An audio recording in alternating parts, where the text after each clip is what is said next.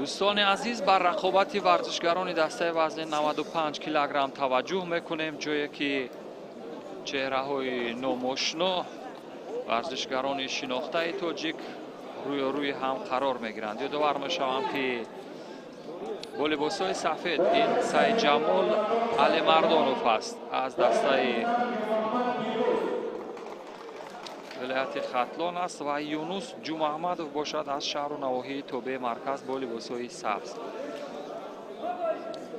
آگاهی به خاطر دیرتر به میدان وارد شدن یک آگاهی به جمع احمدوف یونس میدهند و امروز هم با قاعده های مخصوص خود گشتین ملی عمل میکند. همون لحظه اول سعید جمال یک پایزنه بسیار کوتاه داشت ولی با دستانش بسیار خوب کار کرد و سعید جمال علی مردانوف در دور اول بدون مشکل پیروز شد و به مرحله دومی رقابت ها می رود.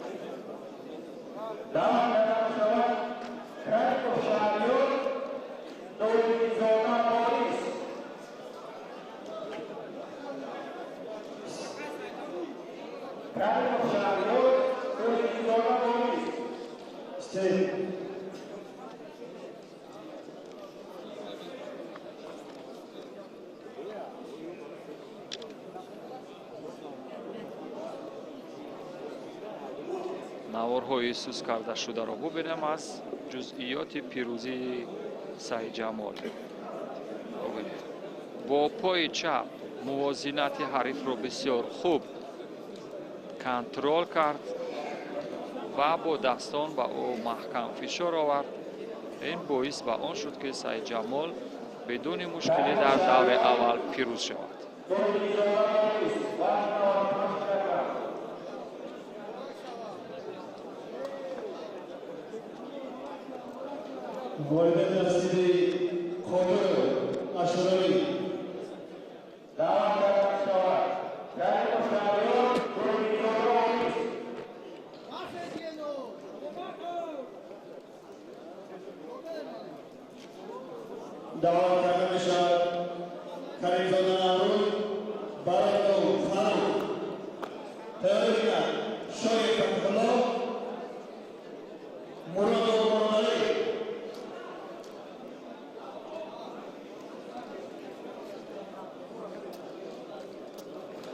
اکنون پهلوانان دیگر به میدان وارد می شوند. در دور اولی رقابت ها یادآور میشوم با لباس های سبز واریس نورالدین زاده از شهر نواحی توبه مرکز است. از سمت راست تصویر شهریار کریموف باشد از دسته دوشنبه با لباس های سفید است. از سمت چپ تصویر ما اکنون بر راست گذشت، به همان سمت راست اجرای اصول میکند. موقعیت برای هر دو هم هست و این هم اجرای اصول ضد حمله بود. یک مرتبه حمله کرد شهریار ولی بعدا واریس هم با اقتدار تمام حمله کرد. حریف حالو وضعش تغییر خورد ولی اجرای اصول چندان موفقیت آمیز نبود. امتیاز در پای نداشت.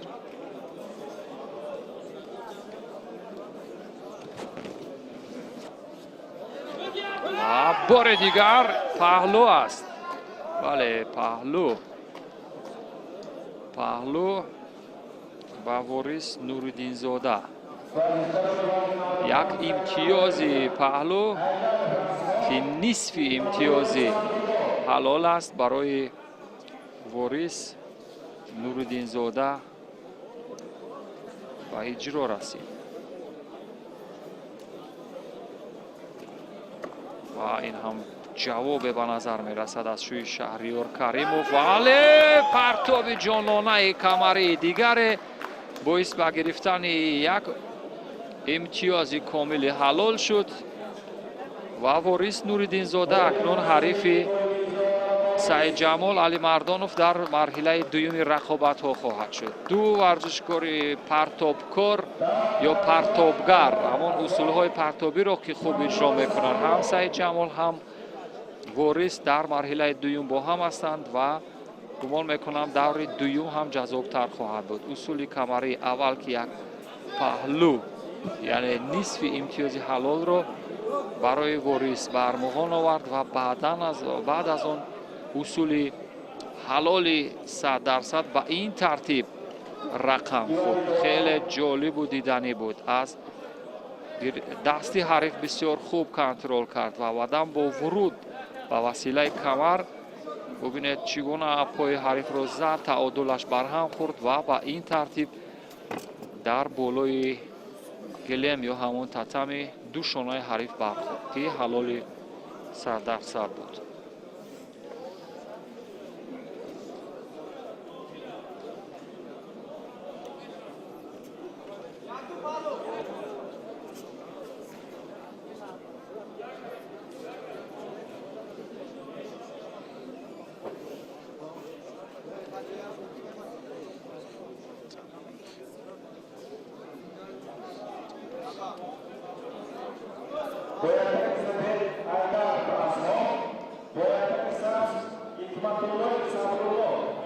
акнун варзишгарони дастаи вазни 95 килограмм рақобатҳои марҳилаи аввалро идома хоҳанд дод. асҳоб айдаров бо либосҳои сафед ҳаст, сабрулло ҳикматуллоев бошад бо яктаки сабз рӯи ҳам қарор мегирад.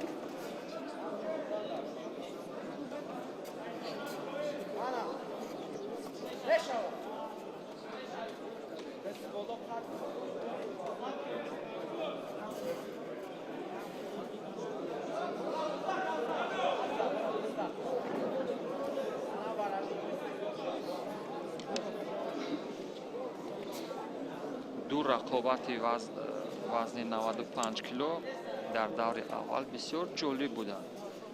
ҳам Саидҷамол ва ҳам Ворис ҳарифонро зарбаи фанӣ карданд то ба даври дуюм бирасанд. вале рақобати сеюми варзишгарони вазни 95 килоро бубинем то бо чӣ иқтидор, бо чӣ имтиёзоте ба пирӯзӣ мерасанд.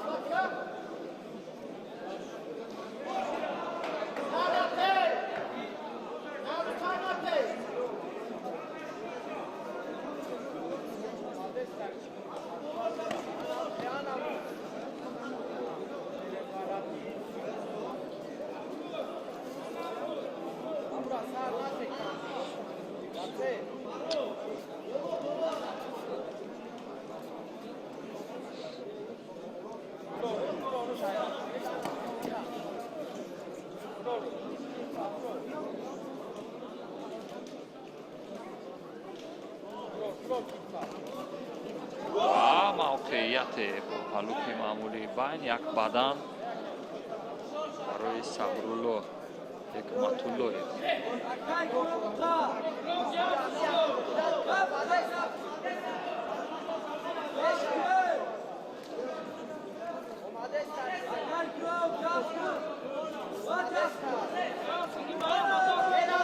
аз камарбанд қапидан ҳамвора хатарнок хоҳад буд.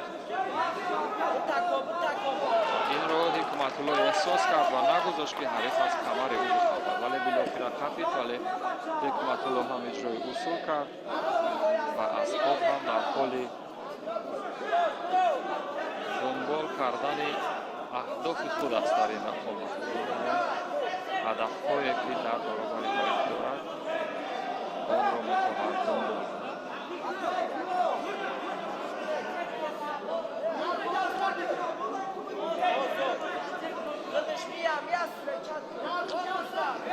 ва ин ҳам ҳамон усули гурмуште ки мавриди ҳамлаи ҳариф қарор мегирад Сабрулло ва як бадан. натиҷаи баданҳо баробар аст, 1-1.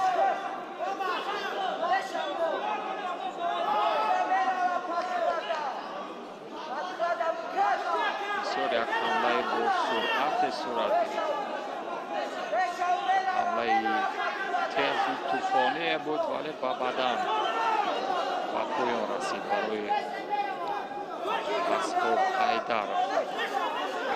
бори дигар ҳам нахустин шуда иҷрои усул мекунад, аммо муваффақ намешавад.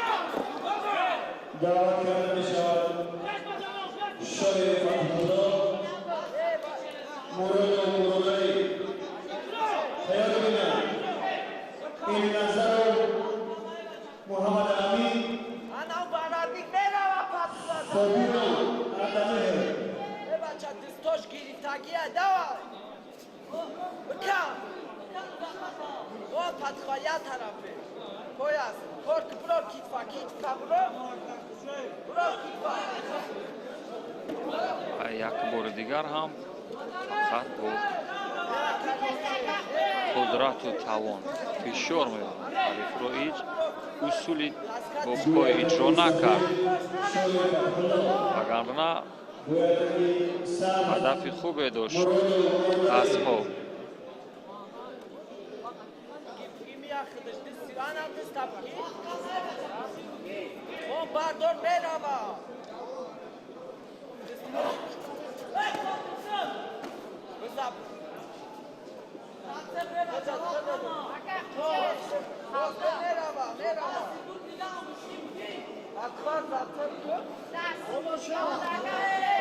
و بالاخره اجرای اصول حلال میگوید داوری مرکز.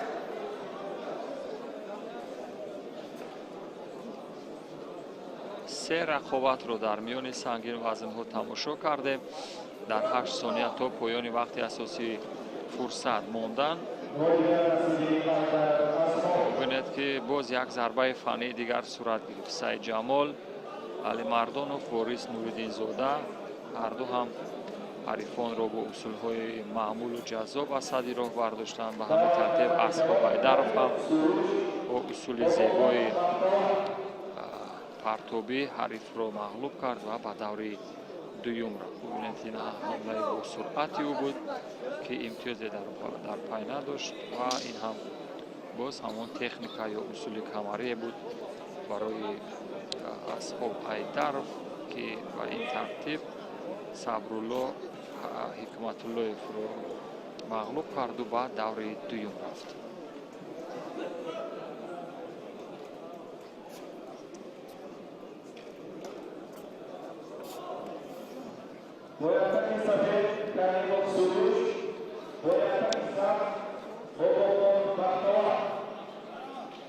سروش کریموف با لباس‌های سفید از سمت چپ است و با یک تک سبز بختاور بابا خان. سروش از ولایت سوخت است.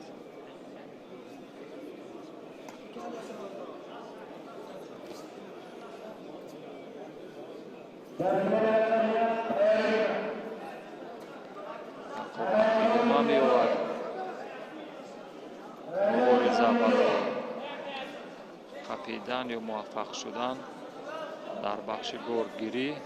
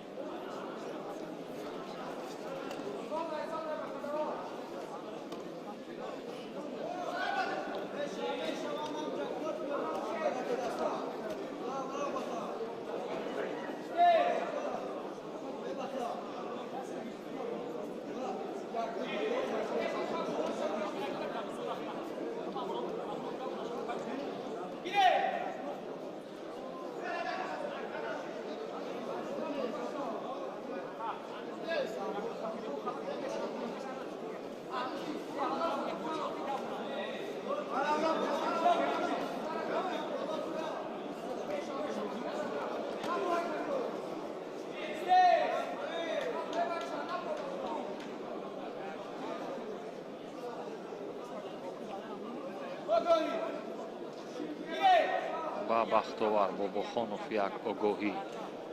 نتیجه آگاهی ها 1-0 است. ولی فرصت تا پایان وقتی اساسی خیلی زیاد هست. میتواند برای اجرای چند اصولی خوب برسد و این هم اصولی حلوک معمولی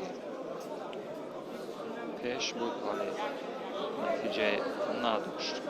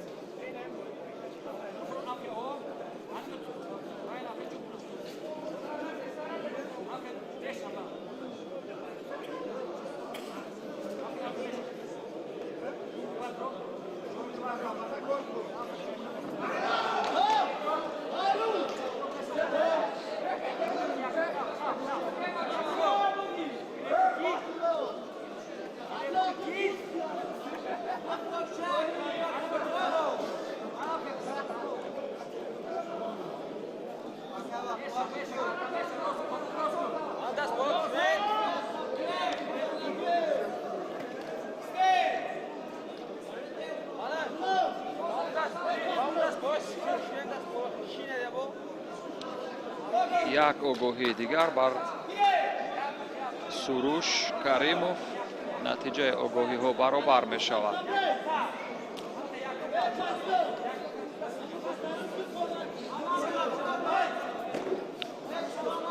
و سرعت حمله زیادتر می شود.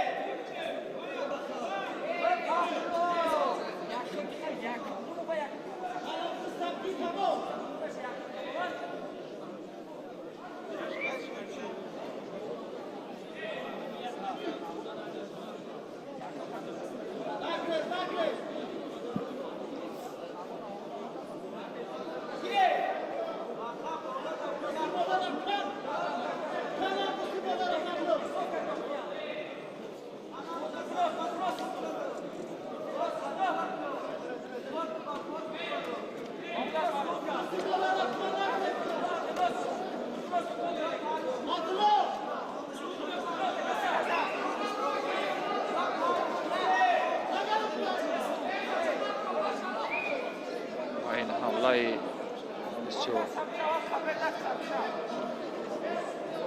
پر است.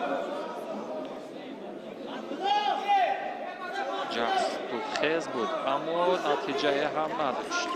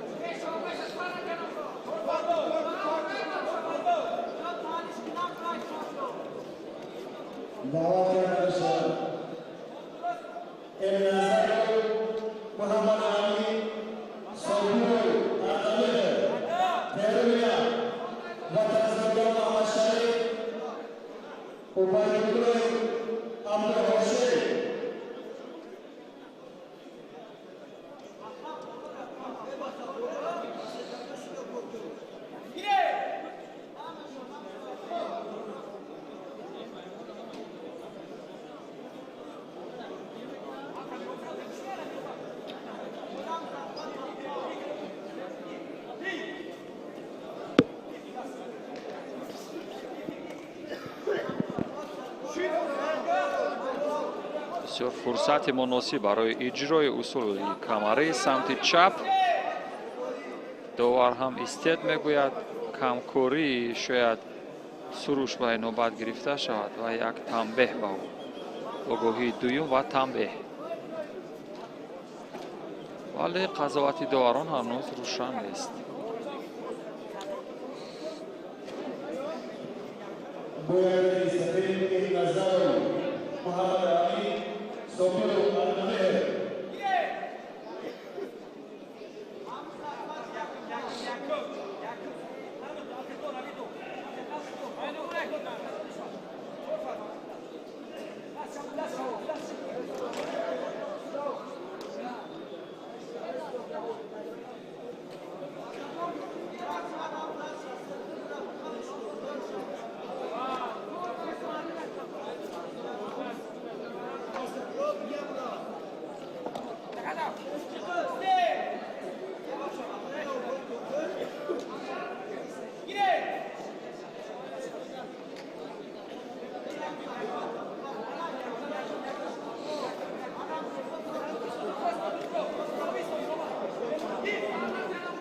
بار دیگر هم موقعیت در آخرین ثانیه‌های وقت اساسی و این هم بعد از انجام وقت اساسی بود. ببینید در حال وریس نه بختیار در حال بیدار شد، در حال اوج گرفت استعدادش که وقت تمام شده بود، وقتی معمولی.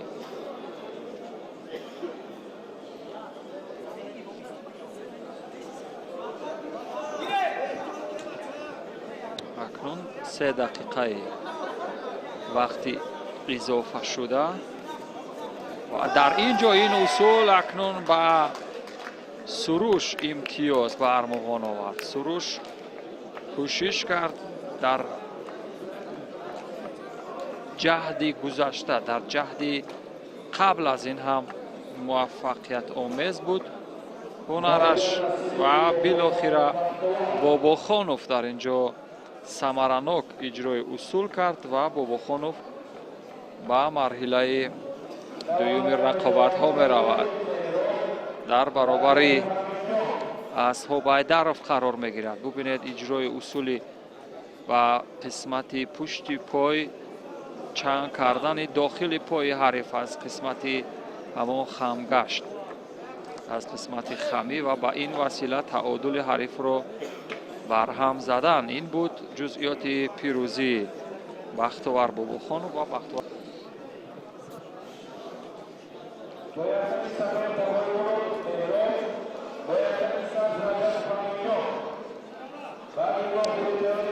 اکنون مهراب تایموراد با لباس‌های سفید با حریفش امینجان رجبوف ادای احترام کردند و در دوره اولی رقابت‌های ورزشکاران وزن 95 کیلو با هم روبرو می‌شوند و ببینیم این برخورد چه اتفاقاتی در پی خواهد داشت.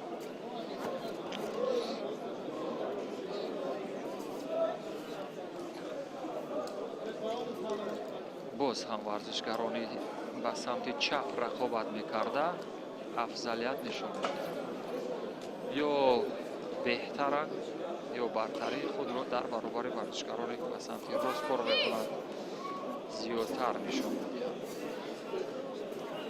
باز هم به سمت چپ اجرای اصول معمولی حالت بین، ولی بدن هست چون با اقتدار با یک جذابیت حریف را از پای در آورد. مهراب و یک بدن هم کار کرد.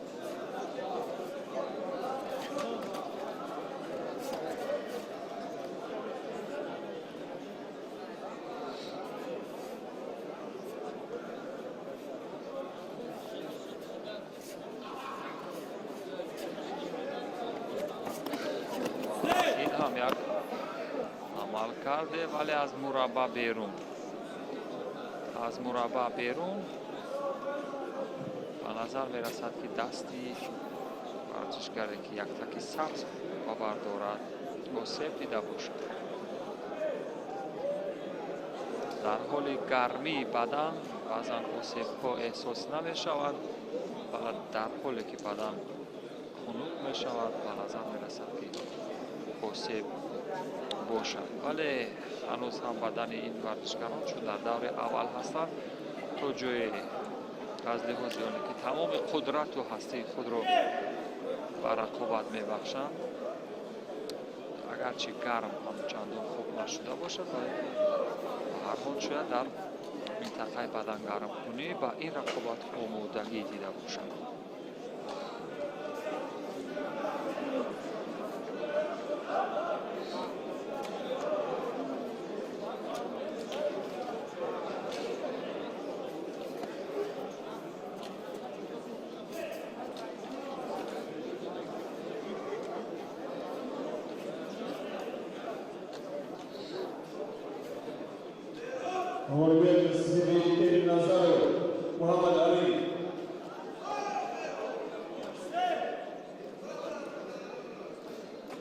баъди тавон ворид шуданд барои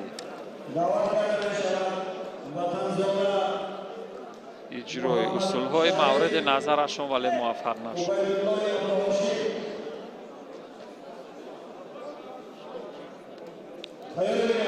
дурус Саъдуллоев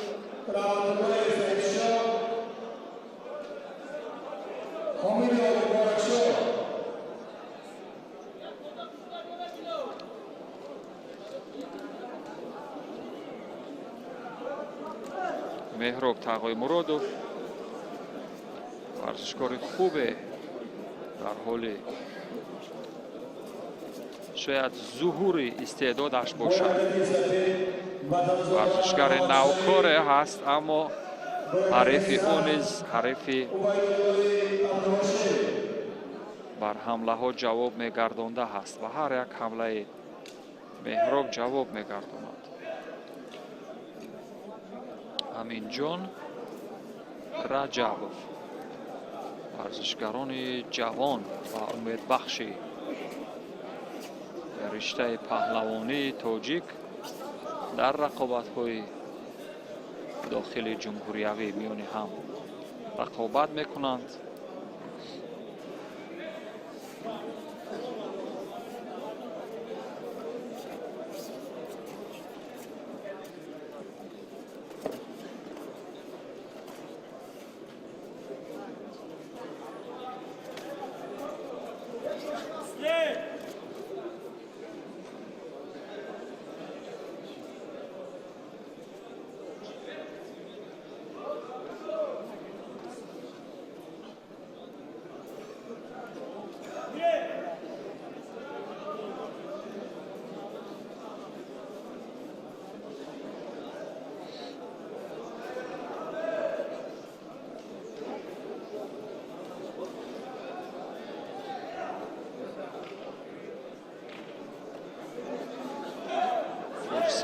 фурсат ва ин ҳам як ҳамлае бисёр хуб, аммо баъд аз амри истед буд, яъне довар рақобатро манъ карда буд ва ин иттифоқ афтод ва ба хотири иҷрои усул дар бахши берун аз мурабба як огоҳӣ ба варзишгари сафедпӯш Тағоимуродов. меҳроб як бадан ҳам дорад ва як огоҳӣ. охирин фурсатҳои вақти асосӣ ва ин зидди ҳамла паҳлӯ аст. бале, як чархише ки ҳарифро дод меҳроб Тағоимуродов боис ба он шуд ки дар камтарин фурсатҳои вақти асосӣ рақобат ва як иҷрои усули зебои дигар паҳлӯ ҳалол. дар оғози ин гузориш гуфтам дӯстони азиз ки Тағоимуродов меҳроб шояд аз зумраи ҷавонони бо истеъдоде ки ҳунараш дар ҳоли зуҳур бошад ва дасташ ҳам боло мешавад. агарчи осеб дида буд, якам дар лаҳзаҳои аввали рақобат чун берун аз мурабба рақобат сурат гирифт ва ба ҳар ҳол дар оянда ё дар рақобатҳои баъдӣ худаш медонад чӣ иттифоқ хоҳад афтод. ин ҳам фанду такфандҳое ки дар ин рақобат истифода шуданд. чархиши аввал боиси гирифтани як паҳлӯ шуд ва баъд аз ин як усули ҷаззоби дигар ба ин тартиб сурат гирифт. бубинед, хеле хуб. ва ба ин тартиб даври аввали рақобатҳо идома дорад дар вазни то 95 кило.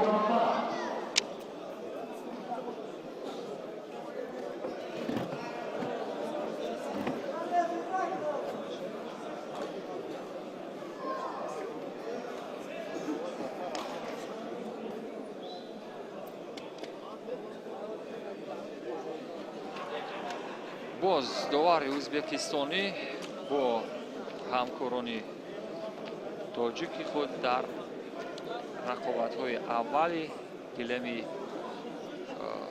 дуюм рақобатҳоро доварӣ хоҳад кард. قربانعلی نیازوف روی تصویری نزدیک هست از دسته دوشنبه یک و او در برابر خالمراد یونوسوف رقابت خواهد کرد. خالمراد یونوسوف با یک تکی سبز هست. دوری اولی رقابت ها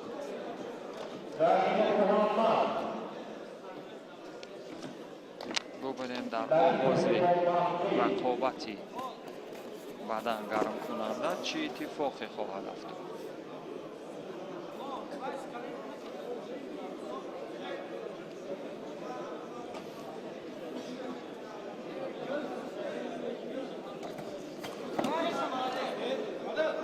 یک بدن در همان جهدی اول برای خالمراد یونوسوف.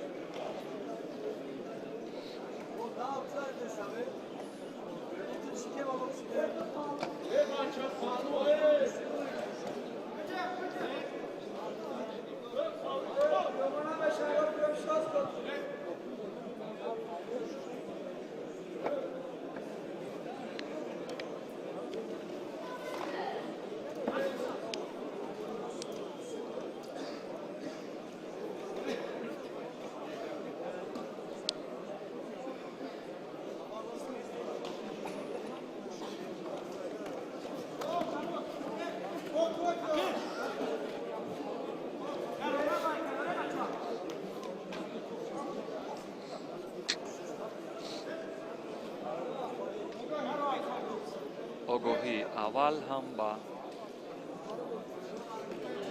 خالمراد با سبب از مربع خارج شدن.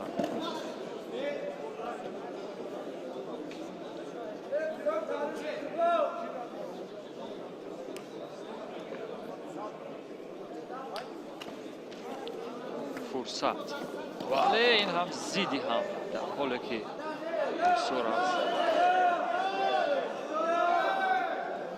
کمربند بسیار خوب قپیده بود. شاید اینجا بحث در مورد آن است که بدن هست یا نه. بله بدن هست. به همین ترتیب و قربانعلی نیازوف بدن دادن و از کارگردان خواهش میشد که این لحظه را یک مرتبه تکرارا به نمایش میگذارد و ببینیم آیا در حقیقت بدن هست یا نه. این هم جزئیات حرکات بود و داوران خلاصه کردند که بدن به ورزشگری سفید پوش است. به همین ترتیب قربانعلی نیازوف در این رقابت با یک بدن و پیش می‌رود. اما اگرچه حریف را از پای در آورد ولی موفق نشد. حلوک معمولی و این هم حلال است یا نه؟ پهلو یک جواب بسیار محکم و خیلی خوب و بدن حریف با یک پهلو جواب گردانید و امتیازی درجه دویم و سیوم و امتیاز درجه دویم جواب گردانید. یک پهلو در گشتنی ملی قریب که نصف امتیاز حلال است. یک بار دیگر فرصت برای همان اجرای اصول برداشت و پرتاب.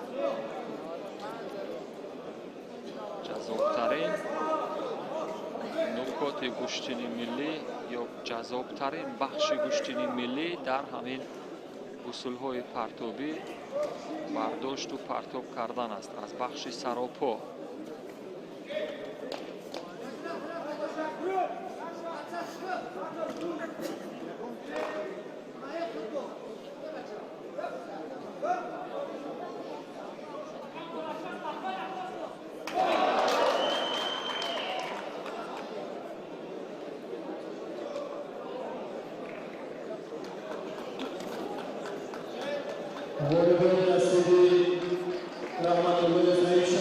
برای خلمراد یونوسوف کافی است تا در این رقابت با وسیله اصولهای تاکتیکی وقت کشی کند تا به پیروزی برسد.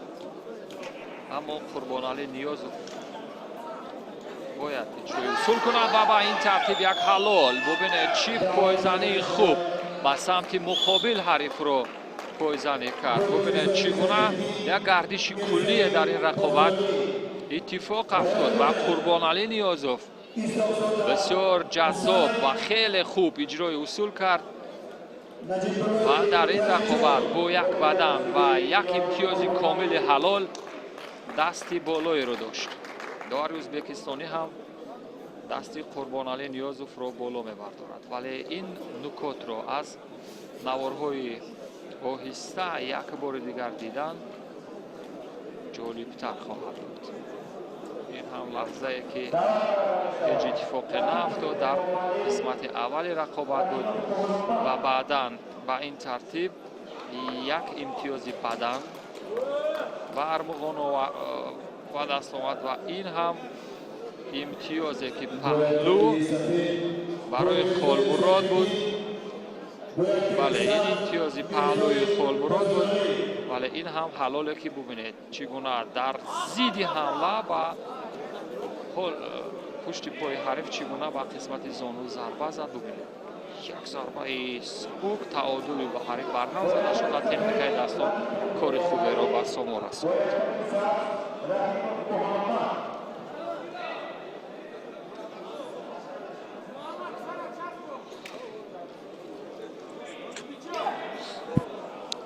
اکنون امام مهدی لطیپوف از دسته دوشنبه با محمد رحیموف رقابت میکند. امام مهدی لباسهای سفید دارد و محمد رحیموف باشد یک تکی سبز دارد.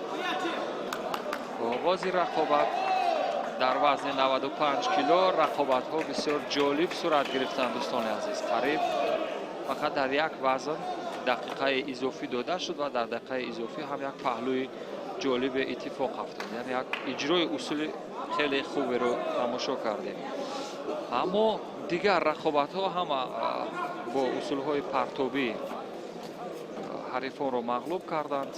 به نظر می رسد که حریفان اصلا دیگر راه گریز یا فرار را کمتر استفاده می برند، فقط به پیش حرکت، زحمت یا جهد و تلاش برای اجرا کردن اصول های پرتابی.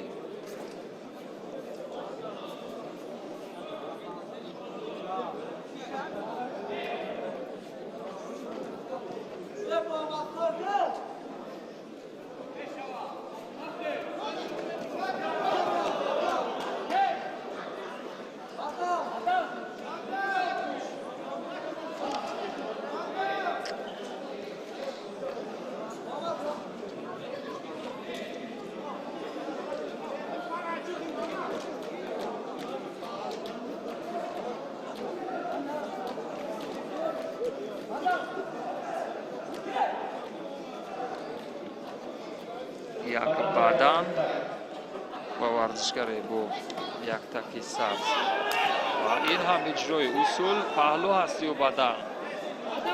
بله بدن با ورزشگر سفید پوش. امام مهدی در این رقابت پیشتاز است با یک بدن، ولی برابری هست دوستان عزیز، هر دو هم یک بدن دارند، چون پیشتر از این هم یک اصول خوبه و اجرا در آمد و محمد رحیموف هم یک بدن گرفت. موقعیت برای محمد رحیموف از کمربند حریف بسیار محکم داشته. اصول گرمشت به نظر می رسد که اجرا شود، ولی رها کرد اصول مورد نظرش را. جفتی با هر دو دستان از یک سمت و سمت راست به نظر می رسد که استفاده اصول کند و یک اصول جذاب رقم بخورد.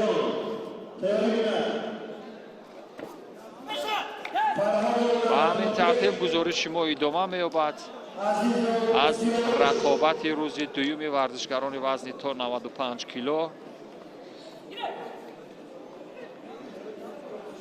ورزشکارانی که امروز استعدادشان خیلی درخشان بود، بسیار ماهرانه هنرنمایی کردند و گمان میکنم دور دوم رقابت ها جذابتر از دور اول خواهد بود.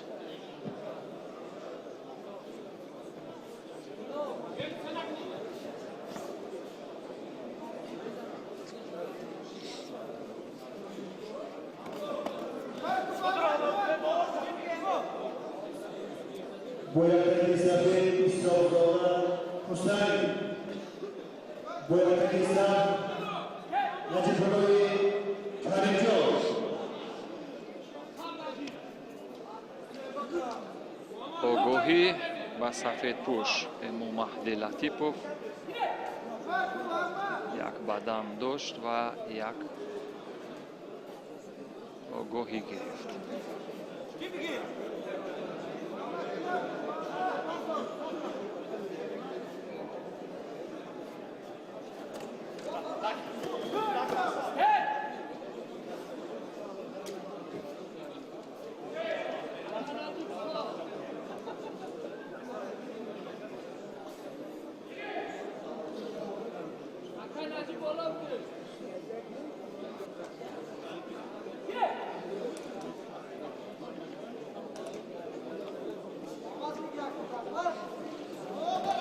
بسیار فرصت موافقه برای امو مهدی لطیپوف، ولی از این فرصت راه فرار را بسیار با مورد محمد رحیموف استفاده بود. فرار بسیار خوبی کرد وگرنه احتمالیت افتیدن یگان اتفاق پایزنی ها هم و زیدی حمله حلال است یا پهلو. بله یک داور حلال، دو داور حلال گفت. بله داور کناری هم در یک زمان هم داوران کناری و هم داور مرکز هم حلال گفتند. یک اگرچه با گویم فشار محکم بود، چندان سرعیت نبود، ولی امتیاز کامل حلال اتفاق افتاد و این باعث به آن شد که داوران یکدیگر دستگیری کنند. یک بار دیگر از نوارهای آهسته میبینیم بدن در این رقابت دو بدن اتفاق افتاد، هر دو هم یک بدنی داشتند، ولی این بدن دیگر بود از امو مهدی لطیپوف، یعنی امتیاز بدن، ولی زیدی حمله در این رقابت نیست. ثمرناک بود زیدی حمله ها امروز، نتیجه مثبت بخشیدن. ببینید با چی شکل با یک اصولی سر شانه حریف زیدی حمله کرد. امو مهدی لطیپوف با مرحله دوم رفت.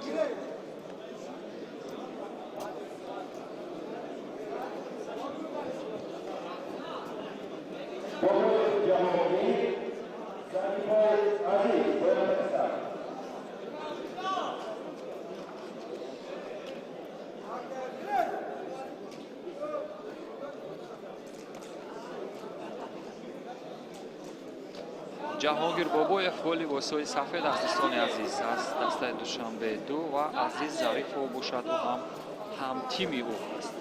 هر دو ورزشگر هم دسته هستند، از یک دسته رقابت میکنند، از یک دسته نمایندگی میکنند. یک جذابیت حلال است در همان لحظه اول. ببینید چی اتفاقات در وزن تا 95 کیلو میافتد دوستان عزیز. پیاپی اصولهای تقدیر حل کننده رو در این رقابت ها بیشتر تماشا کردیم دوستان عزیز. یعنی امتیازاتی که کامل اتفاق افتادند با این ترتیب. از کمربند حریف یک بار ملی چنگ زدن داشت جهانگیر، ولی از کمربند نه بلکه از دستان حریف و یک پایزنی داشت و خیلی امتیاز خوبی حلال سری وقتی با دست آمد. با این ترتیب قدرت دست و پای بسیار با هم توأم استفاده شدند و به همین ترتیب جهانگیر بابایف به دوره دوم رفت.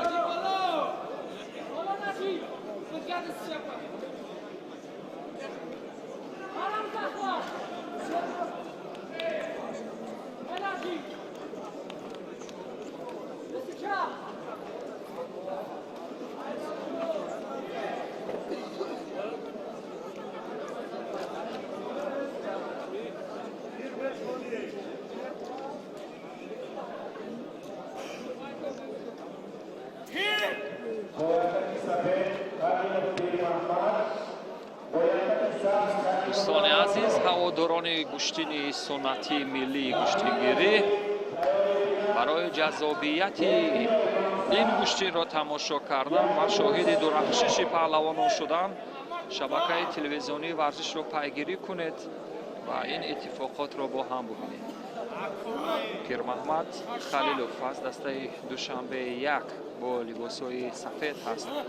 او در برابر حریفش دولتشاه کریموف از شهر نوحی توبه مرکز با لبتکی سبز رقابت می‌کند. داور در لحظه اول به هر دو با دلیل اینکه کمکارتر هستند اشاره کرد تا اینکه به رقابت سرعت بخشند. یک پرتاب مد نظر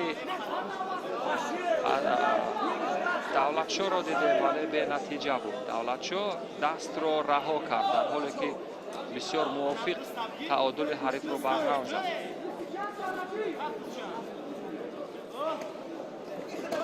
و یک بار دیگر موفق شد پهلو با دولتشاه کریموف.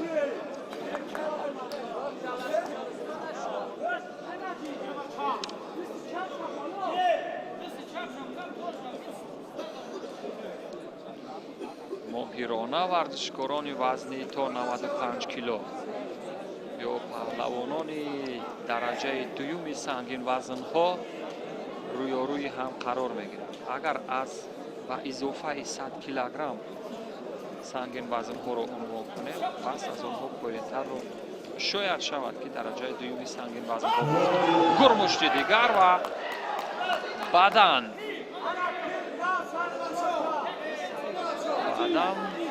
و ورزشگر سفید پوش. این هم با پهلویی که خلیلوف در این رقابت ها از دست داد با بدن جبران کردن نمیشه. پرتاب دیگر و یک بدن دیگر هم هست برای دولتشاه هم بدن و هم پهلو دارد، اما تا آخرین نفس باید مبارزه کرد. تا آخرین نفس جهد و تلاش کرد و در برابر حریف مبارزه بود.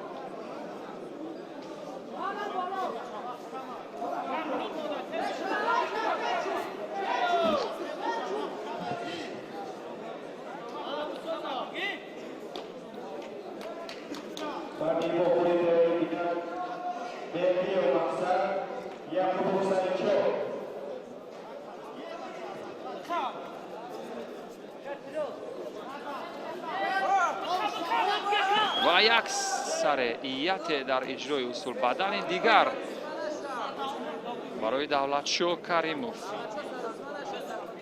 دولتشاه کریموف در این رقابت ها با استعدادتر پیشتاز هست، با استعداد خوبتر.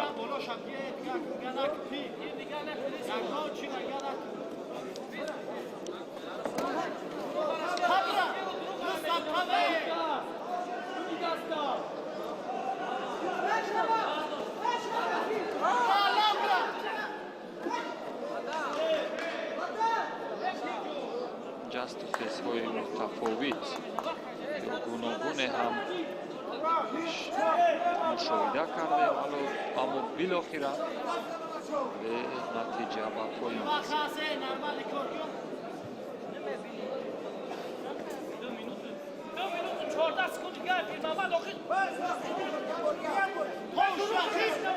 و یک ورودی دیگر برای یک پهلو.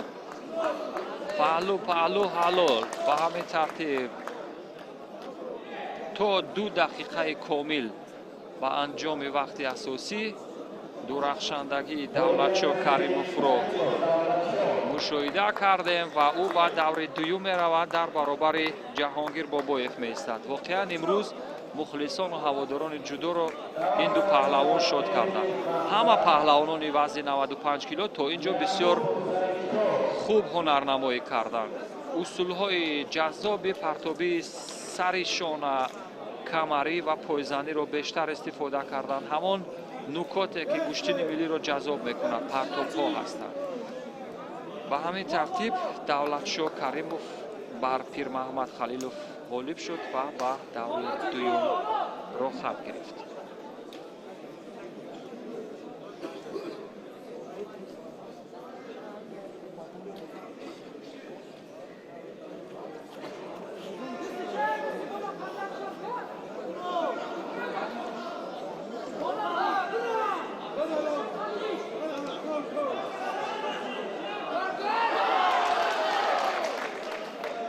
اکنون باز جوانی را در برابر تجربه خواهیم دید. این مقصد هست روی تصویر. مقصد بردیف از ولایت مختار کوهستان بدخشان از ناحیه ونج است. در برابر سعیدشاه یعقوبوف رقابت خواهد کرد. از نگاه سن و سال مقصد بردیف سن بزرگتر دارد، یعنی سن سالش کلانتر است، ولی در برابر این جوان نوکار ببینیم چگونه رقابت خواهد کرد. یعنی وقت نشان خواهد داد تا رویدادهای این رقابت رو ببینیم. جوانی در برابر تجربه را. اصول کمری و سمت چپ برای مقصد بردیف.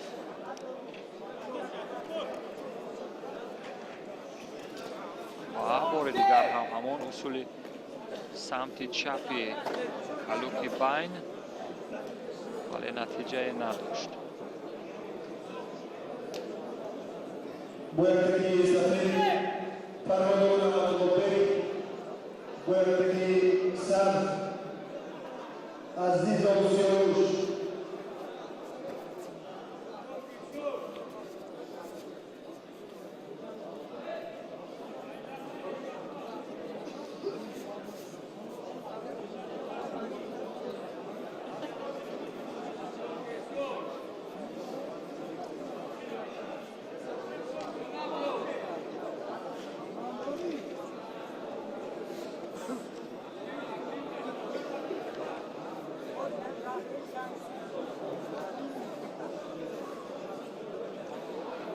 مقصد در سالهای گذشته تا جای من اطلاع دارم در دوران نوجوانی خیلی استعداد خوب داشت، اما چند مدت در رقابت‌های سنتی گوشتین ملی گوشتینگیری رقابت نکرده بود، یعنی توقف بود در حرفیتش و بعد از بازگشت ما هنرنمای مقصد رو تماشا داریم.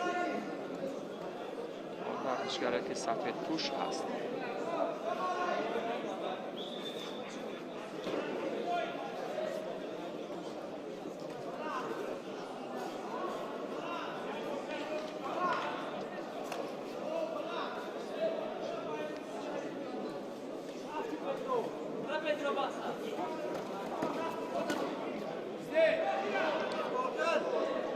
تا اینجای رقابت کسی از ورزشگران نه آگاهی دارد و نه اجرای اصول کرده است.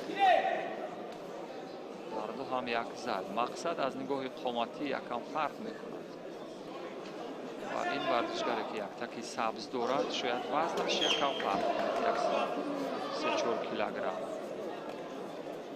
اما این چندان تفاوت ندارد برای ورزشگرانی که به ویژه در فرم بسیار خوب و معمولی قرار دارند.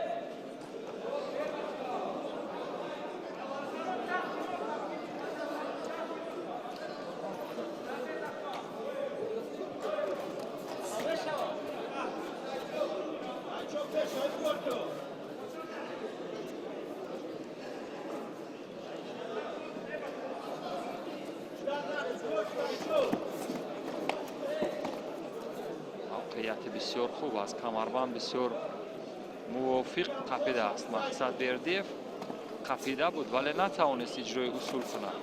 یک بار دیگر هم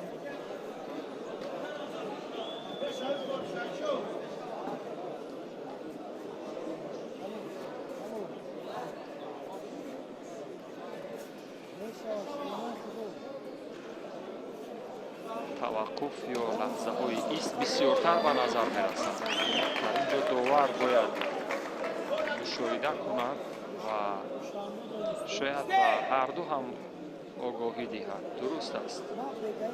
داور هم به عقیده ما تا جای نزدیک می شود اما آگاهی ندارد. فقط رقابت نما کردند.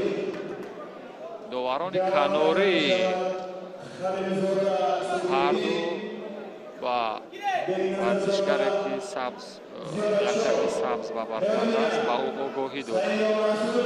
آگاهی اول با سعیدشاه یعقوب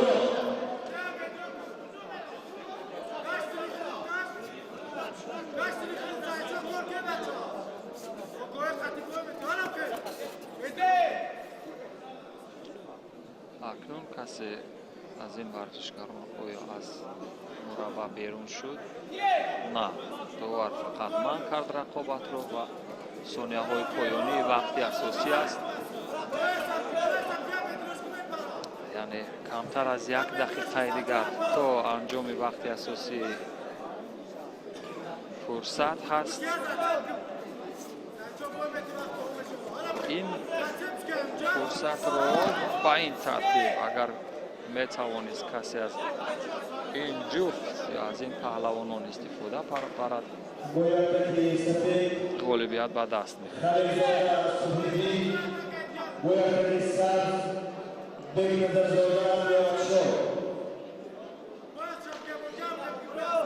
فرصت موافق از پس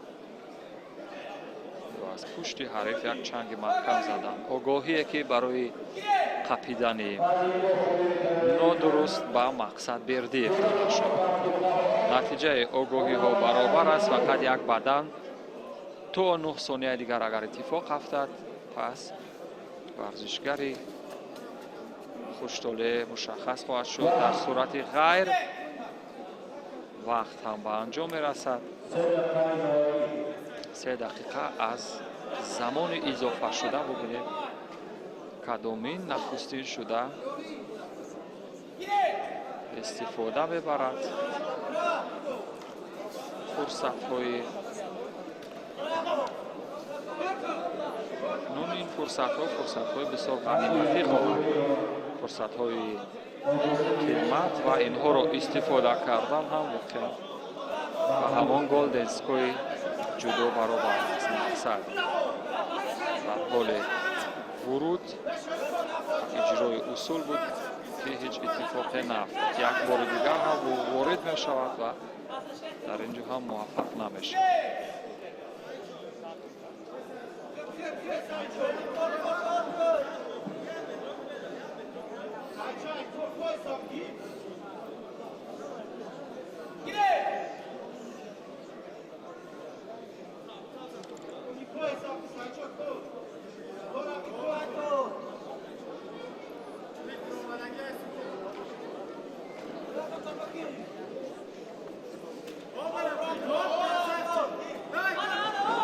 مقصد بالاخره یک بدن میگیرد و کمترین امتیاز در دقیقه های اضافی باعث غالبیت خواهد شد و مقصد بردیف در این دور از رقابت ها پیروز می شود و دور دوم می رود. گمان میکنم در دور دوم با حریفی که از ولایت سوخت است رسول امانوف مشکل خواهد داشت چون که رسول یک دور استراحت کرده است. در دور اول بردیف فقط همین یک اصول ضربه هایی را اجرا کرد و امتیازی بدن گرفت که در دقیقه های اضافی این امتیازی بسیار ارزشمند خواهد بود.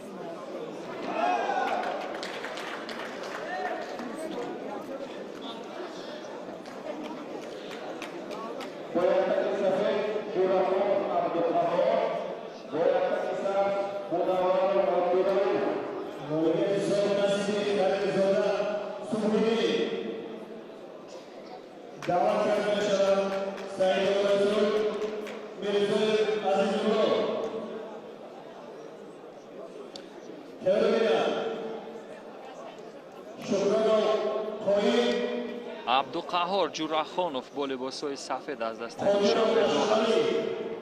عبدالرؤوف منوروف باشد با یک تکی سبز هست.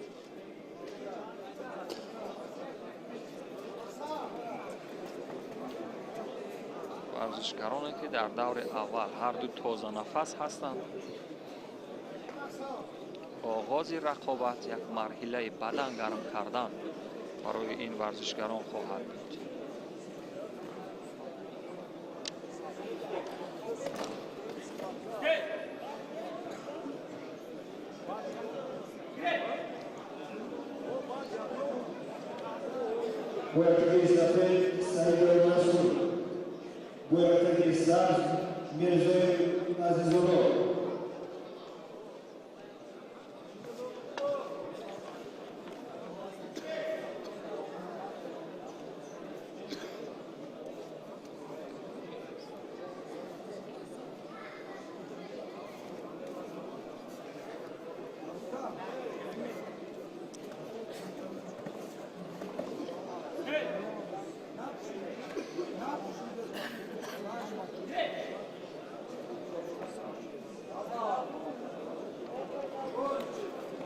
فرصت برای گرفتن یک امتیاز، اما برای یک بدن هست برای ورزشکاری سفید پوش عبدالقهار جورخانوف.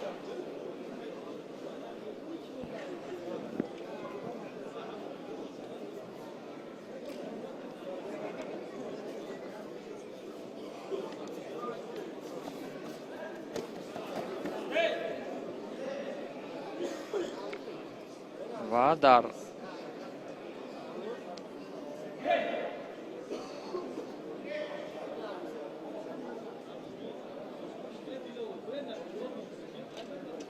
بخش اصولهای سراپا اگرچه جهد و تلاش و کوشش بیشتر به نظر می رسد، اما استفاده اصولها کمتر هست. استفاده اصولها یا همان بندهای فاخر کمتر هستند. با همین دلیل یک آگاهی، یک تنبیه، یک آگاهی برای عبدالرؤوف.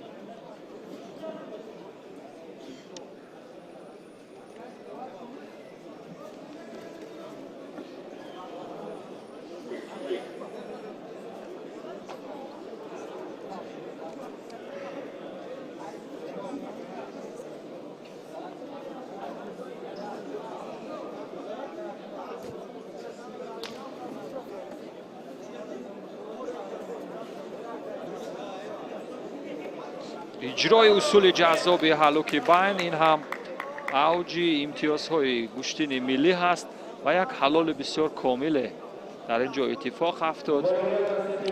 در روز دوم رقابت ها همچنین داوران درجه بین المللی از جمهوری اسلامی ایران آمدند. گمان میکنم در فینال داوری و قضاوت خواهند کرد. به همین ترتیب دوستان عزیز، ورزشگر پیروز با لباس‌های سفید بود عبدالقهار جورخانوف. ببینید چگونه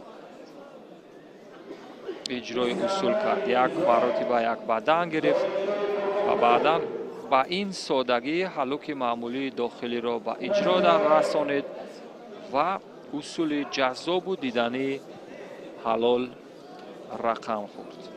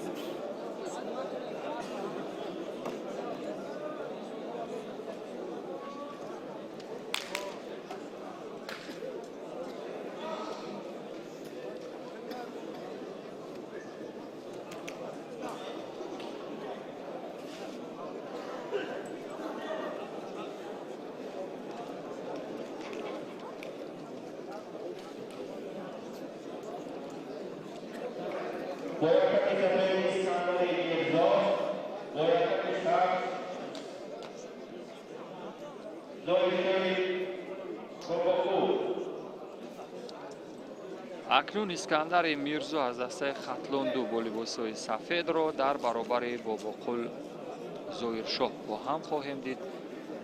зоиршоҳи бобоқул бо яктаки сабз ҳаст.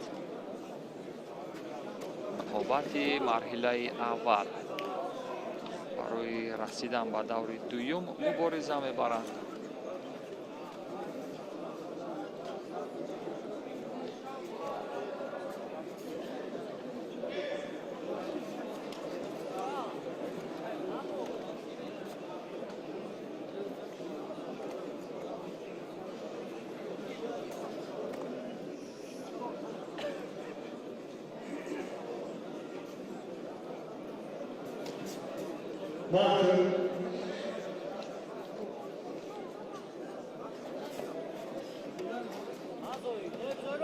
واقعیت масофа наздик мешавад, вале роҳи фирор ё гурезро нахустин шуда дар ин ҷо искандари мирзо пеш гирифт. шояд то ҷое тарс аз ҳамлаи ҳариф дошт. бори дигар масофа наздик мешавад, эҳсоси хатар зиёдтар мешавад. яке аз усулҳои ҷаззобе ки на ҳар варзишгар онро метавонад иҷро кунад. ва як шакли амудӣ чархиш додани ҳариф, як дасти чап аз қисмати пушт, дасти рост аз зери шиками ҳариф маҳкам қапидан ва ҳарифро бардошта задан, ин кори бисёр мушкиле ҳаст. вале дар ҷудо баъзан чунин иттифоқот меафтад ки варзишгарон қодир ҳастанд чунин усулҳоро иҷро кунанд. акнун фурсати дарёфти яктаки ҳариф қапидан, гирифтани усулҳои ҷаззоб ва ба ҳамин тартиб як пойзание сурат гирифт ва имтиёзе дар пай надошт.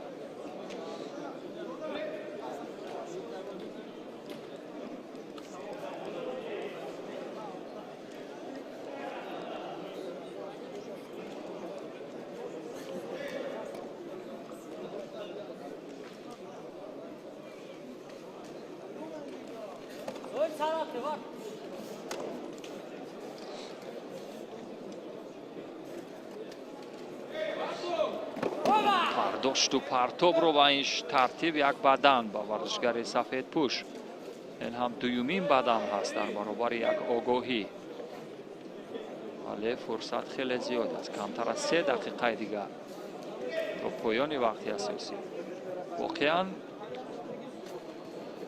иҷрои усулҳои ҷаззоб кори бисёр диданӣ, варзишгарони хуб ва лоиқи таваҷҷӯҳ, воқеан бинандаро ҳам хаста намекунад ва огоҳии аввал ҳам ба бобоқул зоиршоҳ. мавқеият барои бобоқул зоиршоҳӣ ва ин ҳам як бадан. натиҷаи баданҳо баробар мешавад. аз ҳама лиҳоз натиҷа баробар аст, ҳам огоҳӣ ва ҳам бадан.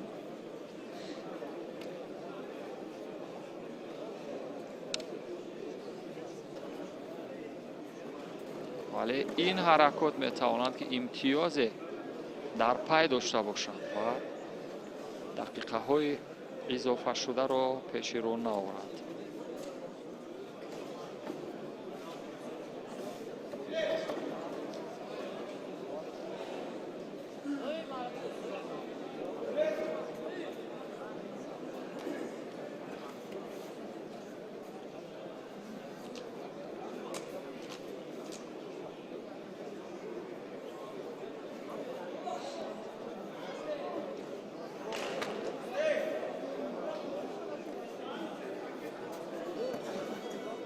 ба ин содагӣ майли иҷро кардани усулро дошт бобоқул зоиршоҳӣ, бо далели ин ки ҳариф ҳам ҳарифи дасту побастае нест. ӯ ҳам метавонад ҳамла кунад. набояд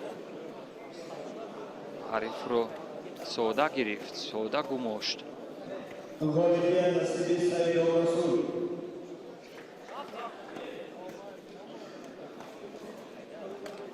кандани همون بخش قپیده حریف یکی از اصول‌هایی که یکی از راه‌هایی که از حمله حریف فرار می‌کنند و یک بدن است یا پهلو بدن دوم اما میگویند که پهلو هست. داوران کناری هم با بدن قضاوت کردند دوستان عزیز، پهلو ندادند و رقابت ادامه می‌یابد دوستان عزیز.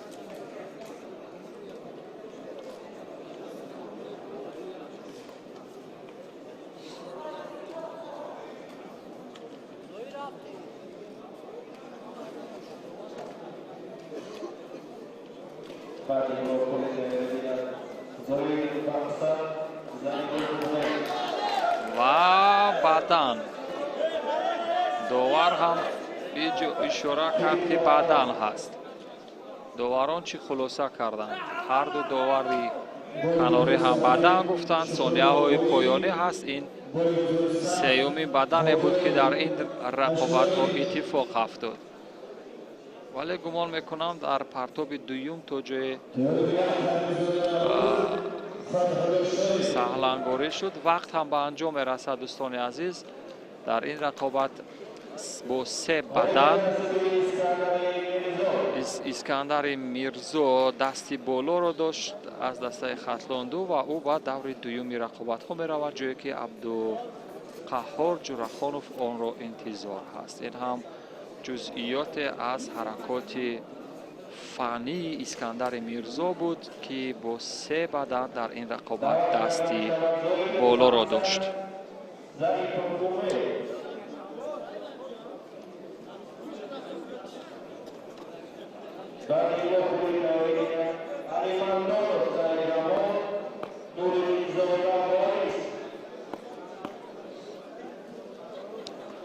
آخرین رقابت مرحله گروهی است دوستان عزیز در دور مقدماتی و بعد از این به دور دومی رقابت ها توجه خواهیم کرد. در همین دسته وزن 95 کیلو مقصد زایدوف از دسته دوشنبه یک هست و او در برابر امید ظریفوف از دسته خطلان یک رقابت میکند. امید ظریفوف با لباسای سبز یا همون یک تکی سبز هست و مقصد زایدوف باشد با لباسای سفید.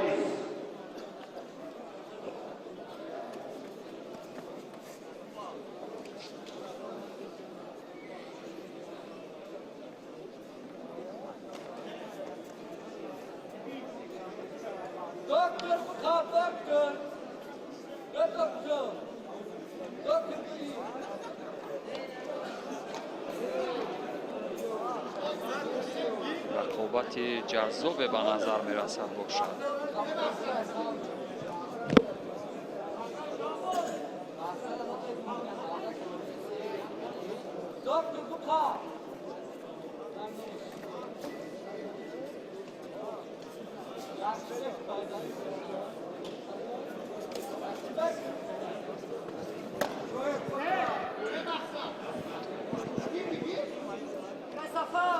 دستاندرکاران فدراسیای گوشتین ملی تاجیکستان برای در سطح بسیار بلند برگزار کردن این مسابقه بسیار زحمت کشیدن. از دستاندرکاران اظهار سپاس تشکر میکنیم و یک رقابت جذاب و دیدنیه که برای مخلصان و هواداران گوشتین ملی در روزهای استراحتی در آغاز فصل بهار یا در آغاز فصل شکفتن ها برگزار میکنند و این هم آغاز فصل های پهلوانی در تاجیکستان هست.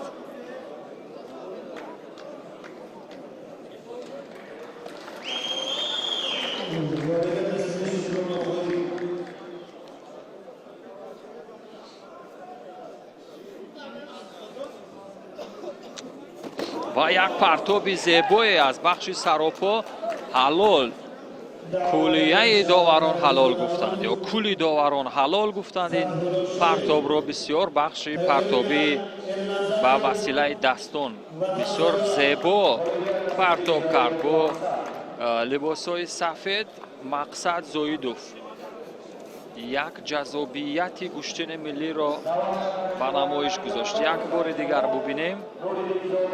بخش پای و دست به سمت راست حلوک معمولی لب را به اجرا در آورد مقصد زویدوف و به دور دوم رفت، جایی که سفر مرادوف از دسته خطلان یک همدسته او با او روبرو خواهد شد. سفری که یک دور استراحت کرده است.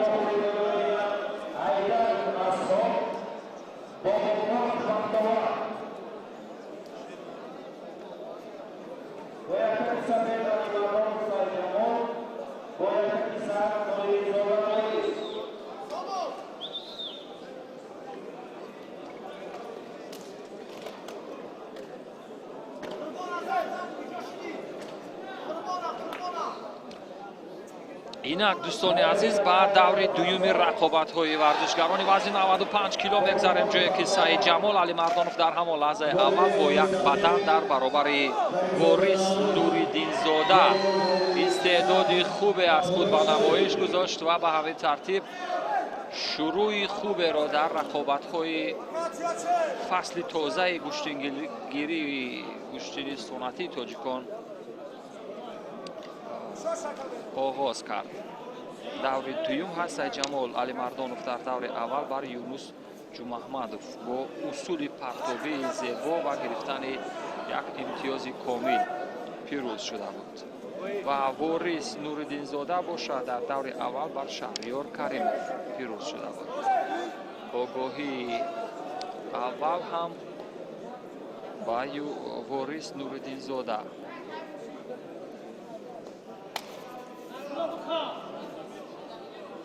پلیسان هم تقاضا میکنند تا همان روش یک بار دیگر اجرا شود. ببینید چگونه وارد می شود، حریف رو به سمت خود میکشد و همین فرمش اگر پای برجا باشد به نظر می رسد سعید جمال رو در فینال رقابت های وزن 95 کیلو ببینیم. سمت چپ پایزنی و این ترتیب ولی دست حریف رو چندان کنترل خوب نکرد، وگرنه احتمالیت داشت که احتمال بود که یک اصول زیبای دیگر رو ببینیم. دومین آگاهی و این هم تنبیه.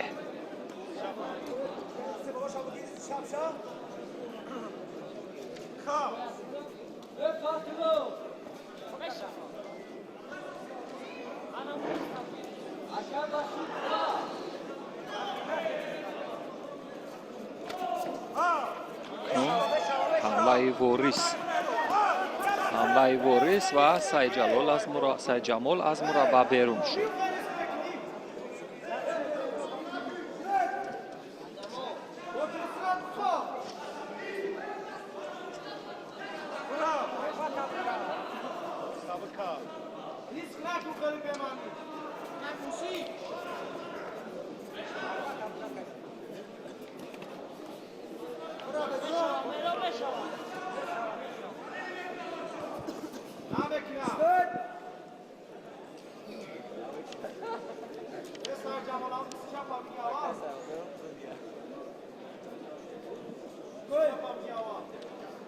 و یک آگاهی به سعید جمال.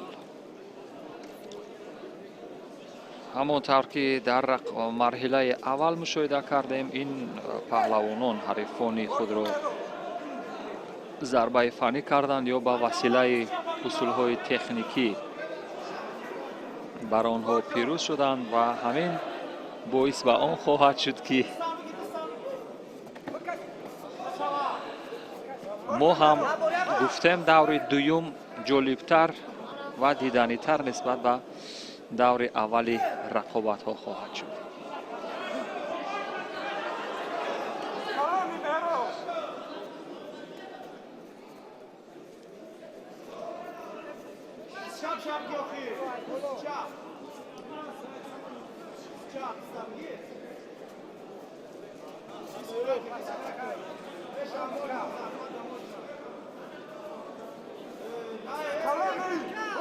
و ببینید چی یک تلاش سرعت برای دریافت قپیدن موافق از سوی واریس بود.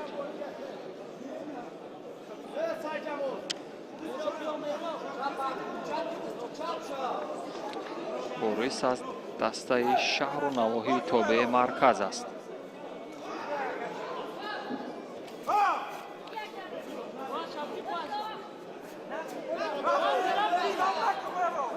موقعیت و این هم زیدی حمله پهلو.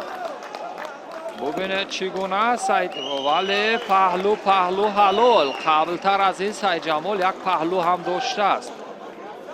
خیلی درخشان ظاهر شد سعید جمال. بعد دور سیوم رقابت ها می رود. دور سیوم 4-1 نهایی خواهد بود.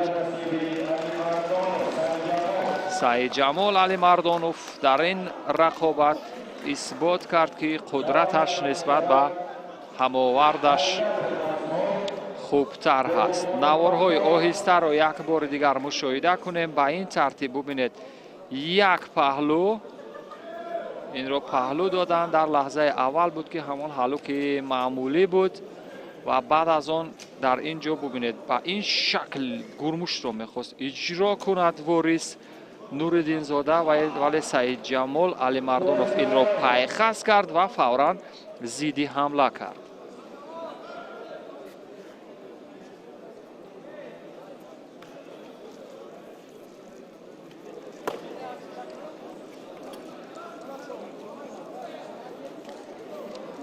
با رقابت دویوم دوری دویوم می رویم دوستان عزیز، جایی که اصحاب ایدرف در برابر بختاور باباخانوف رقابت خواهد کرد. بختاور باباخانوف با لباس های سبز از سمت راستی تصویرهای ما و شما از دوستان عزیز و اصحاب ایدرف باشد با لباس های سفید است. این چهره که روی تصویر میبینیم و این هم بختاور. هر دو نیز در دور اول با ضربه فنی به حریفان پیروزی به دست آورده بودند.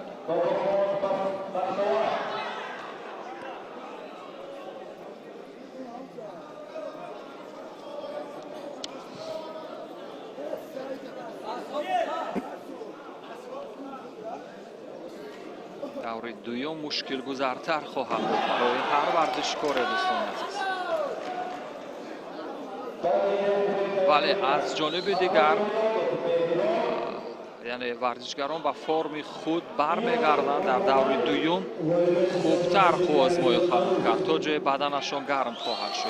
یعنی همون موشک‌هایی که قفل شده باشد یا به تعبیر محکم شده باشد آنها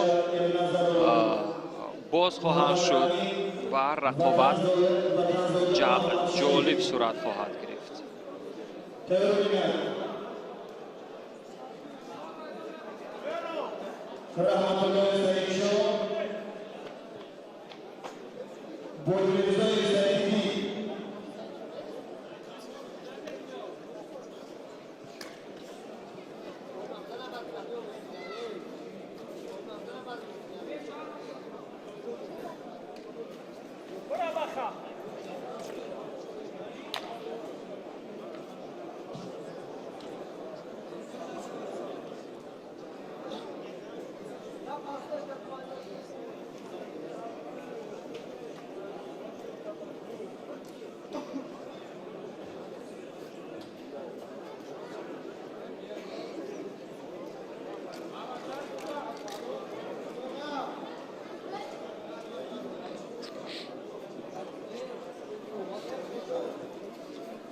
تا اینجای رقابت کسی از ورزشگران نه اجرای اصول کرده، ولی داوران اشاره میکنند که باید با جریان رقابت سرعت بیافزاند، وگرنه حالش حالی بله بدن هست. پهلو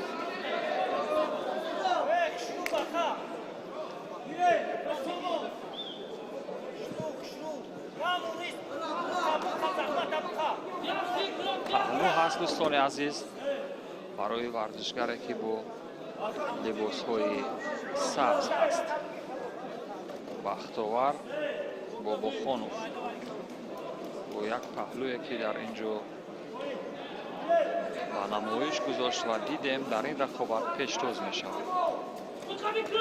اکنون موقعیت هست و ببینید ضد حمله برای تعادل حریف رو فقط برهم زدن. به نظر برسد این جوانی یک تکی سبز داشته باباخانوف بختاور خوب آمادگی دیده با این رقابت ها و یک ورزشکار زیرک و کارآزموده شاید باشد. ولی از ادامه رقابت خواهیم دید. جوان در حال ظهور ولی در گروه است که با سید جمال علی مردانوف در دور چهارمی های روبرو خواهد شد اگر با آنجا برسد.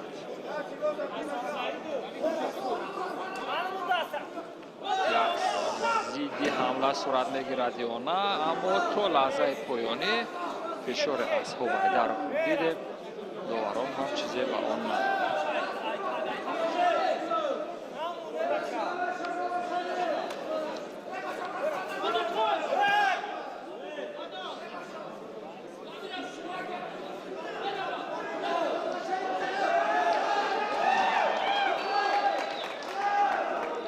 رقابت ها دوستان عزیز همزمان در دو گلیم یا در دو تتمی صورت میگیرند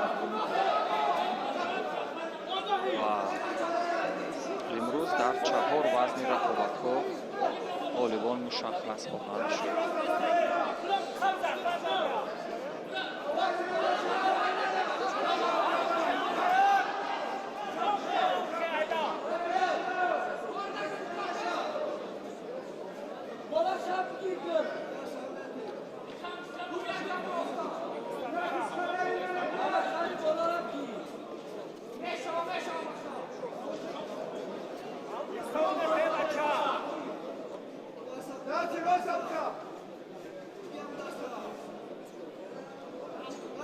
کنیم دقیقه تا پایان وقت اساسی در اینجا برداشت و پرتاب به سمت مقابل برای اصحاب ایداد تا جای موافق به نظر می رسید، ولی از این فرصت خوب نتوانست که سمرانوف استفاده برد.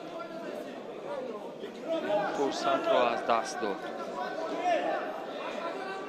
داور هم دیره موقعیت مسافه نزدیک می شود. با شیوه گوشتین کمربندی هر دو گذاشتن، ولی راه فرار یک آگاهی دیگر شاید باشد به خاطر تپیدن و اصول اجرا نکردن و همچنین نگذاشتن حریف تا اصول اجرا کنند. و یک مرتبه دیگر این رو هم پهلو است یا نه؟ باید پهلو باشد. داور چیزی نمیگوید و پهلو خیلی نزدیک بود. یک بار همین نوارهای سوس کرده شده را ببینیم و قضاوت کنیم که چی است. داوران هم میآیند. از کارگردان خواهش میکنیم تا نوارهای سوس کرده شده را یک بار دیگر ببینیم و در مورد این جزئیات ببینید با این شکل گرموش را استفاده کرد.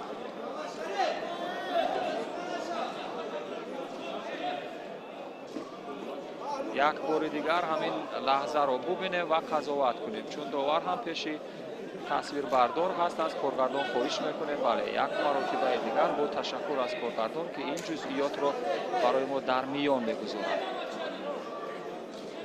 قضاوت داوران چی است؟ بدن هست. تا یک دقیقه دیگر باقی ماندن و یک بدن و اجرا کننده اصول و با این ترتیب رقابت اکنون جریان دیگر میگیرد. دوستان عزیز جریان تازه میگیرد رقابت و با اقتدار تمام هر دو هم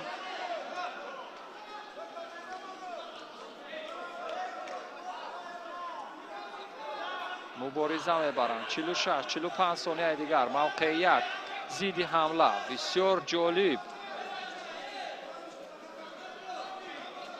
اکنون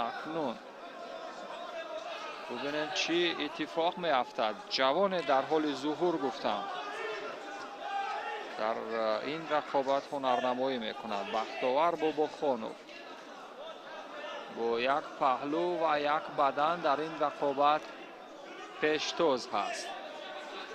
ثانیه های پایانی وقت اساسی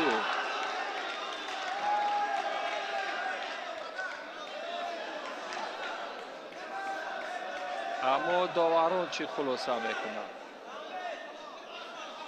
اگر دویمین تنبه باشد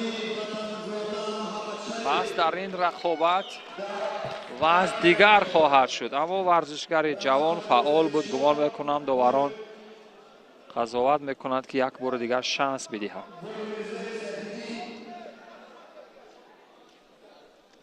بیست ثانیه تا پایان وقت اساسی فرصت باقی مانده است.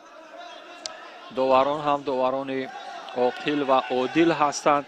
موقعیت یک اصول جذاب دیگر از سوی بختاور باباخانوف بود. 13 ثانیه دیگر، یک مرتبه دیگر زیدی حمله، نباید گریخت از حمله حریف. فقط اصول و این هم اصولی که اجرا می شود زیدی حمله های اصحاب ایدرов چندان موافقت نمی کنند برای گرفتن امتیاز. 4 ثانیه دیگر، نباید گریزد و وقت به انجام می رسد. به همین ترتیب در این رقابت بختاور باباخانوف با داشتن یک بدن، یک پهلو، دستی بالای را نصیب خواهد شد و او به مرحله می رود که در برابر سید جمال علیمردانوف یک ورزشگر با استعداد و با تجربه رقابت خواهد کرد. نکات برجسته از حرکات متفاوت را ببینیم. از لحظه های نوارهای آهسته کرده شده را در نوارهای تکراری ببینیم و به این ترتیب ببینیم که چگونه به پیروزی رسیدین. ورزشگری که یک تک سبز داشت، پرتابی که بسیار جذاب بود، این پرتابش هم یک بدن بها گذاری شد. به همین ترتیب دوستان عزیز رقابت های جذاب ما و شما را در پیش است. شبکه ما را ترک نکنید تا رویدادهای مهم ورزشی روز را با هم ببینیم.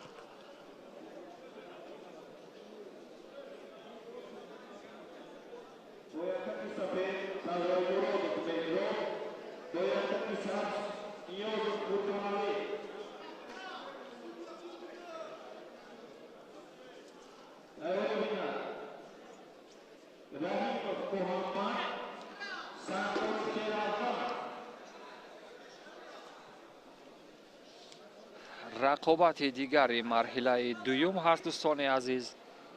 مهراب تقای مرادوف با لباس‌های سفید، ورزشگر قامت بلند، در برابر قربانعلی نیازوف رقابت میکند. از دسته دوشنبه یک از قربانعلی رسیدن به مرحله چهار یک نهایی خواهد بود. تعداد اشتراکچیان در وزن 95 کیلو نسبت به دسته وزن 86 کیلو کمتر هست دوستان عزیز. از این رو رقابت ها اینجا کمتر صورت خواهند گرفت.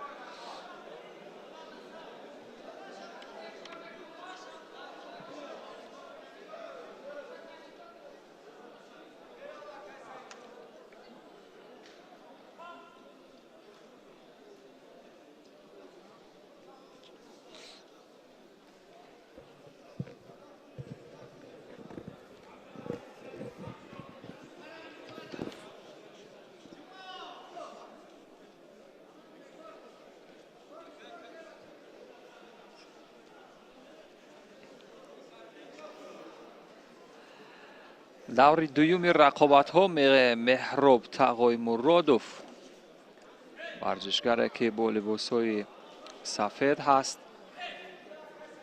در دور گذشته بسیار ماهر بود و قربانعلی نیازов هم همچنان. یعنی با ضربه های فنی حریفان را مغلوب کردند. با حرکات تکنیکی خوب، اصول کمری و ضد حمله پهلو هست.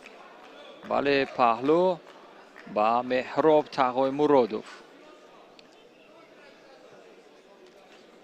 و با این ترتیب مهراب تقای مرادوف در مرحله 4 نهایی رقابت خواهد کرد. اگر همین 2.5 دقیقه فرصت اساسی رو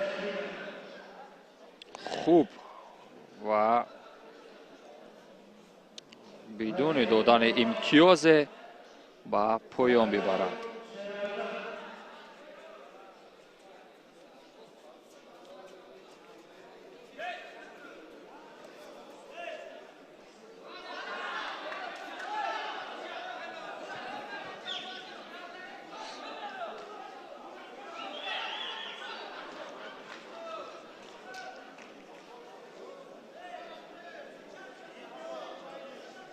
امروز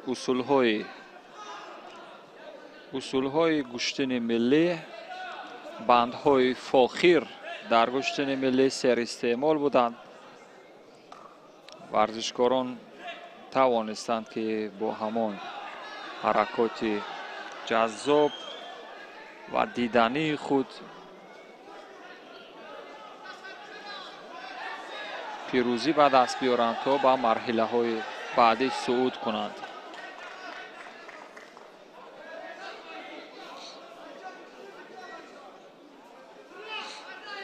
و یک مراتبه دیگر ضد حمله پهلو حلال خواهد بود. 2 مراتبه از یک شیوه استفاده کرد. فقط یکم چرخش داد حریف رو در حالی که حریف میخواست ضد حمله کند. به همین ترتیب مهراب تقای مرادوف در دور دوم هم پیروز میشود و به 4 نهایی میبراید.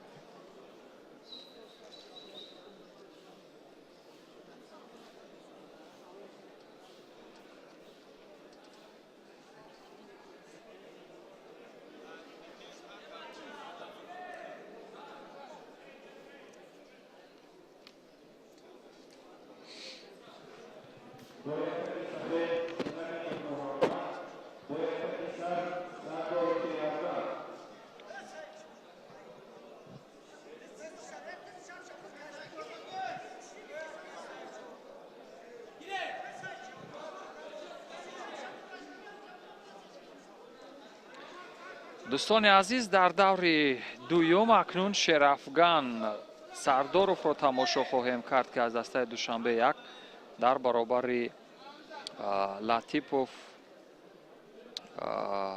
امام مهدی رقابت خواهد کرد.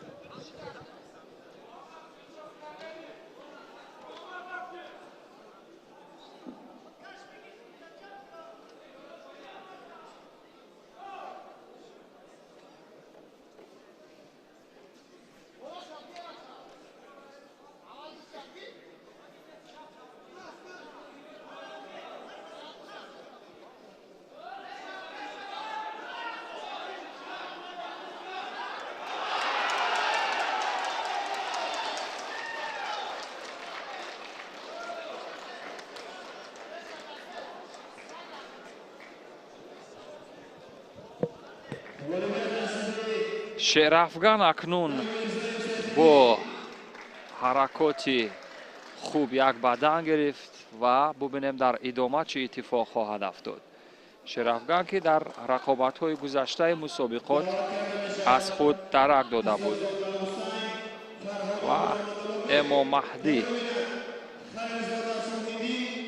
اما مهدی لطیپوف باشد در رقابت گذشته با اصول جذاب رقابت کرده بود و شرافگان در این رقابت تازه نفستر هست. دوستان عزیز، از این رو ما هم امید داریم که رقابت جذاب و دیدنی صورت بگیرد. دوستان عزیز،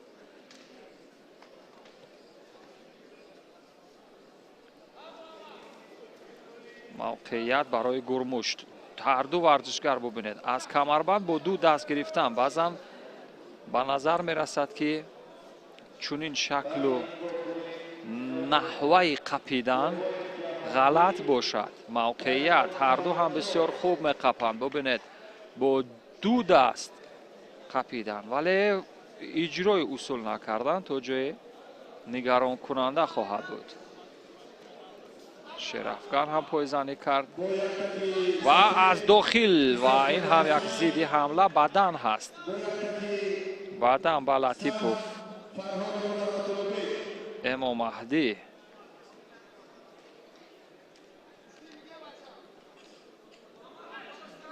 نتیجه بدن ها برابر می شود یا نه؟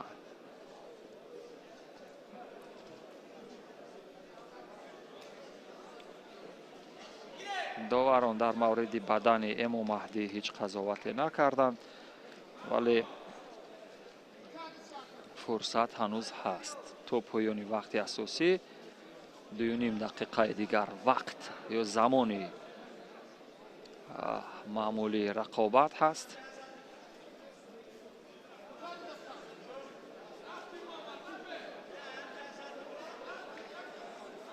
و قبری بود. ببینید چی یک برهم و درهمیه در حال برهم زدن تعادل یا گم شدن تعادل بود.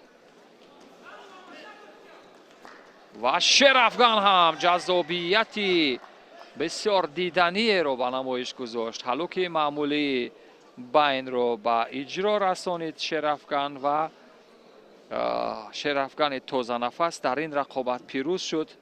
اکنون به 4-1 نهایی خواهد رفت. در 4-1 نهایی به مهراب تقای مرادوف روبرو خواهد شد.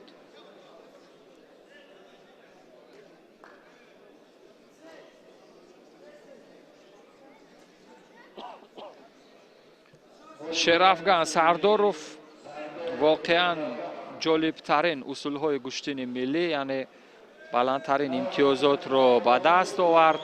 به همین ترتیب دوستان عزیز نکاتی جذاب و دیدنی این رقابت رو از نوارهای آهسته در صحنه‌های تکرار با هم مشاهده میکنیم و بنده نوبت رو به هم کسبم سوربون میسایف میدهم و در مرحله فینالی رقابت ها با شما خواهم بود.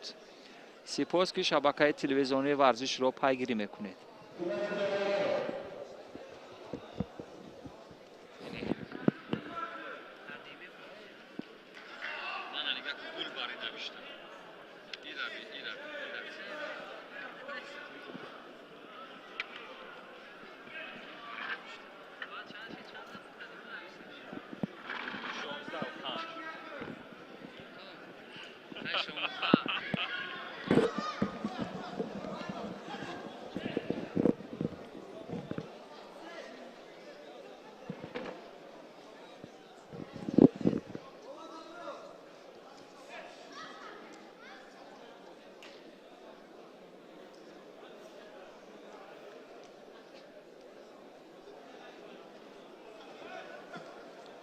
بار دیگر درود میگویم به همه شما دوستان عزیز، مخلصان و هواداران گوشتین سنتی. اکنون رقابت ها در وزن 95 کیلوگرم همانا در مرحله سیوم جریان میگیرند. در مرحله دوم انیقترش جریان میگیرند با لباس های سفید. جهانگیر بابیف از دسته دوشنبه 2 و با لباس های سبز دولتشاه کریموف از دسته شهر نوحیه‌های تابع مرکز با هم اندر میدان شدند.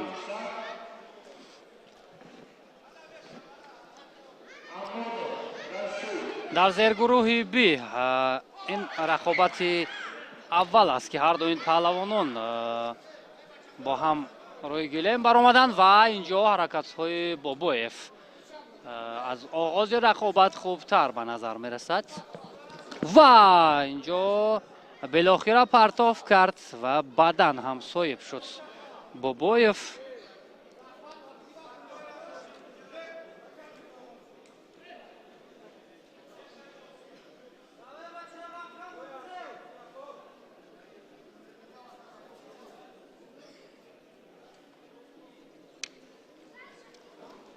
سر زانو نشسته میخواست پرتاب کند کریموف، اما جهانگیر بابایف هم معلوم است که از نازکی های گوشتین اجدادی به خوبی آگاه است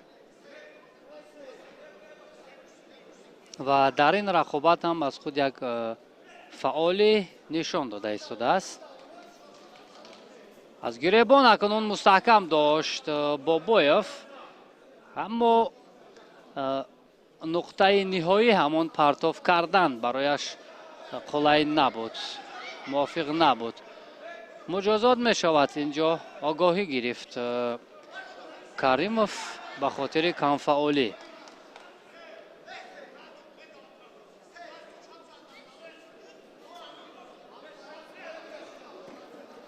یک حرکات دیگر از جانب جهانگیر بابایف بود، نماینده شهر دوشنبه، اما این نوبت بدون امتیاز.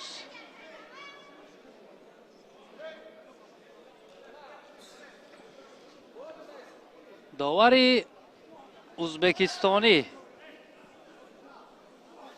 این رقابت را قضاوت دارد.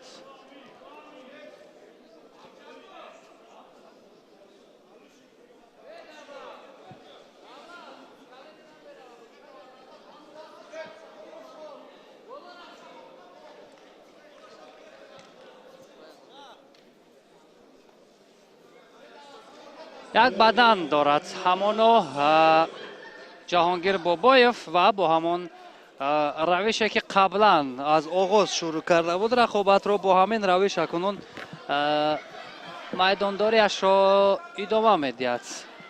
این نوبت کوشش کریموف بود ولی موفق نشد.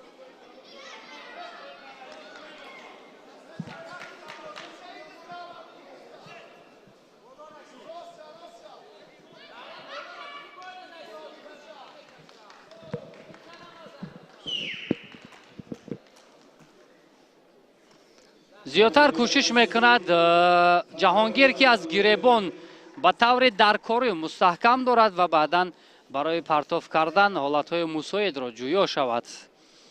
این نوبت نتوانست که موفق گردد.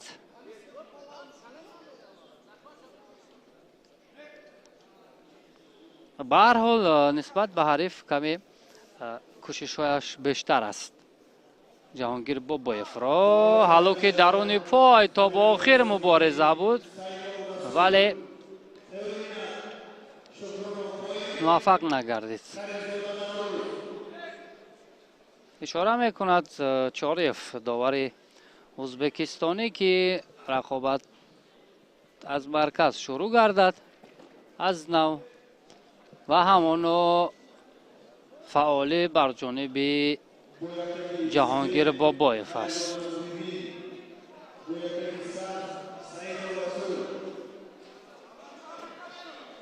باز یک حرکات دیگر از جانب بابایف. نوبت به نوبت حمله هایش بیشتر می شوند. پهلوان خیلتی سفید داشته را به هر واسطه ای که باشد او زود پرتاب می کند. هدف اساسی به دست آوردن امتیاز است.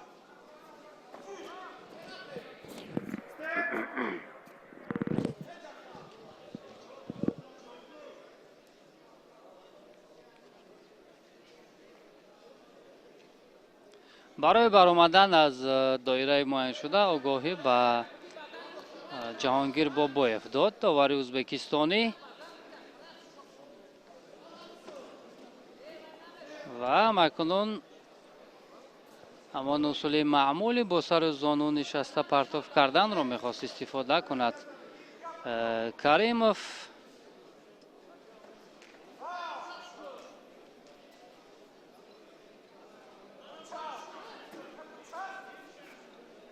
یک طرفه داشتن و بعدا موقعیت رو دیگر میکند جاویدان.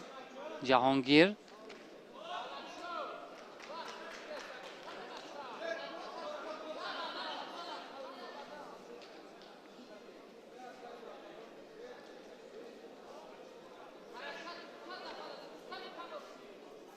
وای تلاشایش خوب است تا به همین دقیقه ها جهانگیر بابایف را، اما تا بکنون همون چیزی که میخواهد پرتافت میخواسته خود را اجرا کردن نمیتواند که با جریان این رقابت نقطه گذارد. در مجموع در وزن 95 کیلوگرم امروز رقابت ها خیلی خوب جریان گرفتند. سعید جمال علی مردانوف با یک مهارت خوبش حریفان رو تسلیم میکند. اینجا تنبیه میگیرد دولتشاه کریموف از شهر نوی توبه مرکز.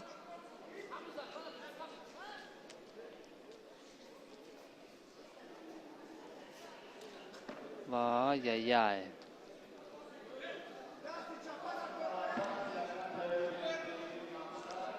ثانیه های آخر هستند و همان یک بدن جهانگیر بابایف را پیش صف کرده است که این البته هر ثانیه‌ای که سپری می شود بر ضرر دولتشاه کریموف است. توکل کند باید در ثانیه های آخر دولتشاه و توکلش نزدیک بود که برایش کار دهد ولی نه. ثانیه های آخر 4 3 2 حلال. یک ثانیه تا انجام این رقابت باقی مانده بود ولی جهانگیر بابایف توانست با یک پایزنی خیلی زیبا با قوه دستان حریف را به تخته پوش افشاند و امتیاز حلال را صاحب شود.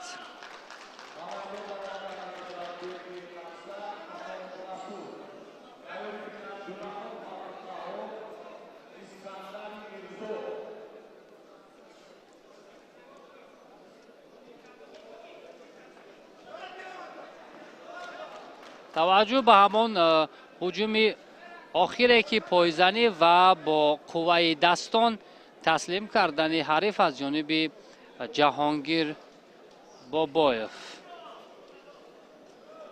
میبینیم چگونه زیبا بود حرکت هایش. و نفران دیگر روی گله می آیند. دعواگران وزن 95 کیلوگرم اکنون برای برآمدن به مرحله بعدی با لباس های سفید پهلوانی که در اکران های ما و شما است مقصد بردیف است از ولایت مختار کوهستانی بدخشان و رسول امانوف از دسته ولایت سوخت لباس های سبز بر کرده است. اکنون مکتب بدخشان و مکتب ولایت سوخت با هم دیگر نیرو میسنجند، قوه های خود را میسنجند.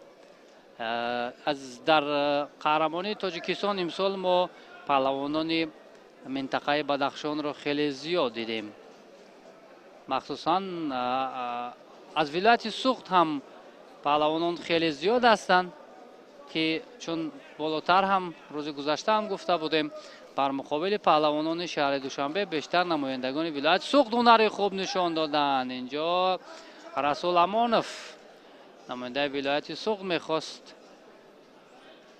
پرتاب کند اما به مقصد نزدیک نشد حرکتی او.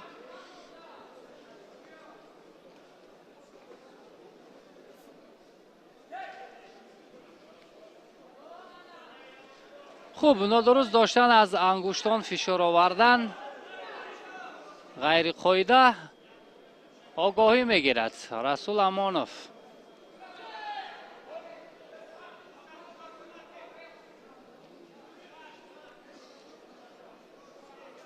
اکنون مقصد بردیف تلاشایش باید بیشتر شود.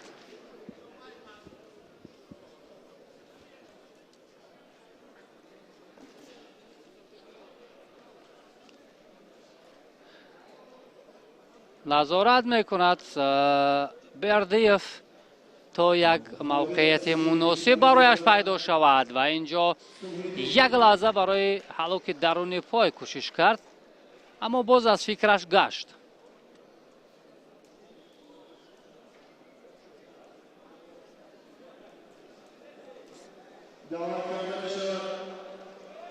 حرکت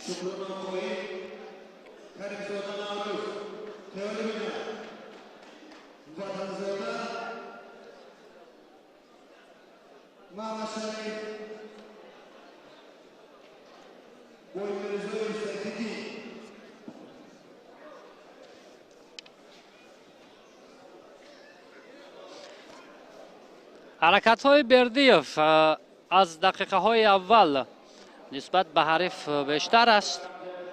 نماینده ولایت مختار کوهستان بدخشان مقصد بردیف زیاد تلاش کرده ایستاده است که این حریفش را از صد راه خود بردارد. بالاخره تلاش های بردیف با امتیاز پهلو آورده رسانید. یک فرصت خیلی مساعد را پیدا کرد مقصد بردیف و در حال پرتاب کرد که این هم البته برایش امتیاز پهلو را آورد. اکنون یک پهلوی دیگر برای پرره غالبیت صفر را به دست آوردن برای مقصد بردیف باقی مانده است.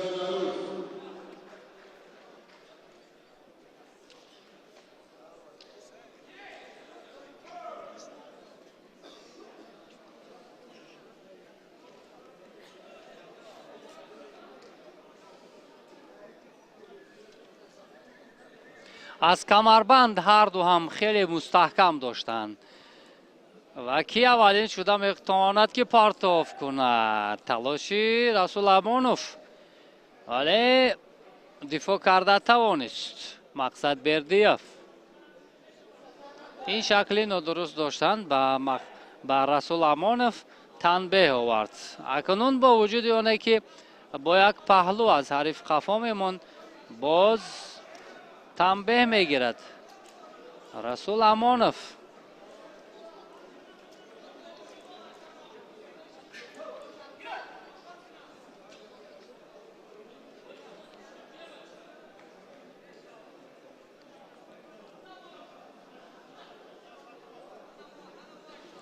از گریبان می‌دارد رسول و یک لحظه توجه کرد برای اجرای اصول ولی نه. مقصد بردیف هم با خوبی کنترل میکند این حالت ها را. نه هرچند کوشش میکند رسول امانوف ولی امکانیت مساعد برای پرتاب کردن پیدا نمی شود.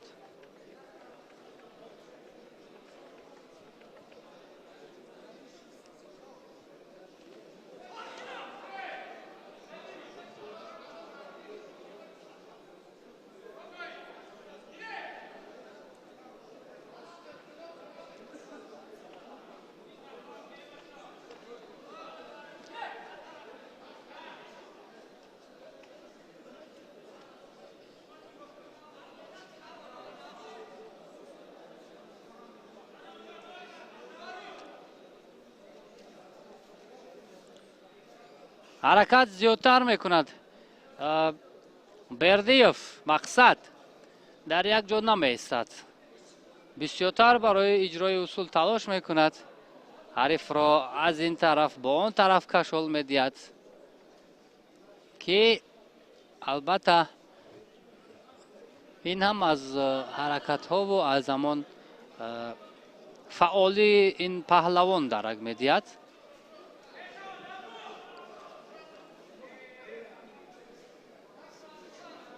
расул амонов баръакс бояд серталош бошад, чун сонияҳо ба охир мерасанд, вақт ба анҷом мерасад бо истагӣ, вале ӯ то кунун саросима нест, намехоҳад ки як партофти диданиро инҷо ба анҷом расонад. 3, 2, 1 тамом. Вақт ба анҷом расид ва мақсад Бердиев аз дастаи вилояти мухтори Кӯҳистони Бадахшон роҳи худро акнун ба марҳилаи дигар бурд.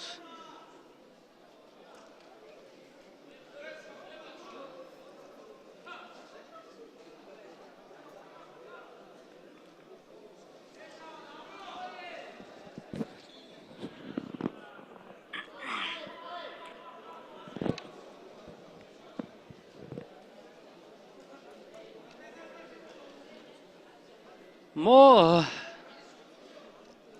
ду рақобати дигар дар марҳилаи сеюм боқӣ мондааст, дар вазни 95 килограмм ва баъдан марҳилаи 4-1 шурӯъ хоҳад шуд. ҳамин тавр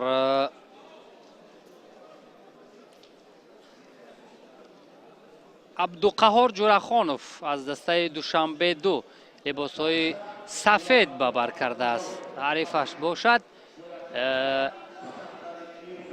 Искандари Мирзо аз Хатлон 2 либосҳои сабз. эҳтиром ба ҳамдигар.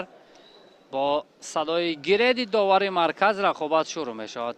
дар аввалин расишҳо Ҷурахонов дар ҳол талош кард барои партофт, аммо муяссар нашуд барои ӯ.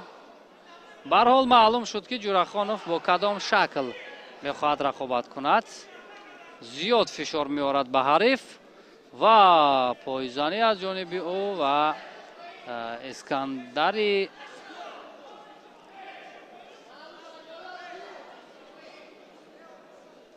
Мирзо инҷо сари зону нишаст, аммо ҳамон имконияти мусоид барояш пайдо нашуд ки партоф кунад. ва ин ҳаракати Ҷурахонов бадан барояш овард. як пойзанӣ дошт ва бо қувваи дастон ҳарифро фишор овард. баданро соҳиб мешавад инҷо. дар чеҳраи Ҷурахонов як боварӣ зиёд, як ҷиддият дида мешавад.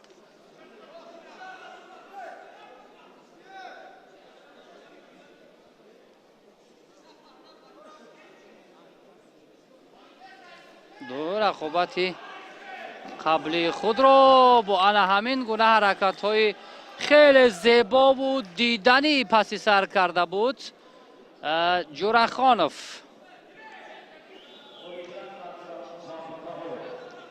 абдуқаҳор Ҷурахонов аз дастаи Душанбе 2 бо як партофти хеле зебо имтиёзи ҳалолро соҳиб шуд ва ҳарифашро таслим кард. ҳамакунун роҳи худро ба даври дигар бурд.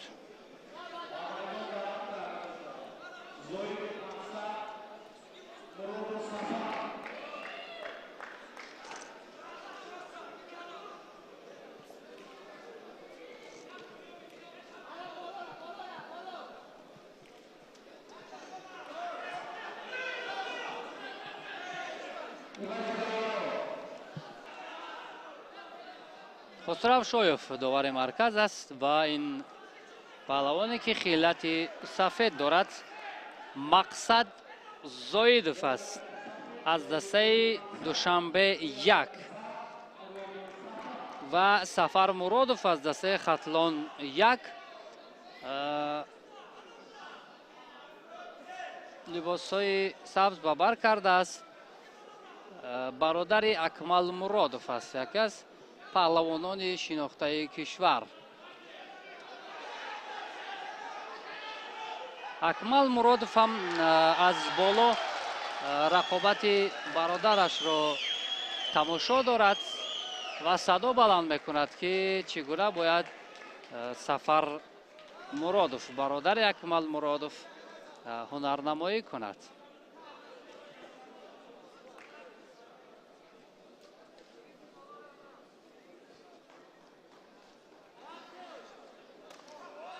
از دقیقه های اول هر دو با آهستگی به هجوم میگذارند و این دقیقه های سنجشی هم هست برای هر دو پهلوان و اینجا حرکت های مقصد زایدوف.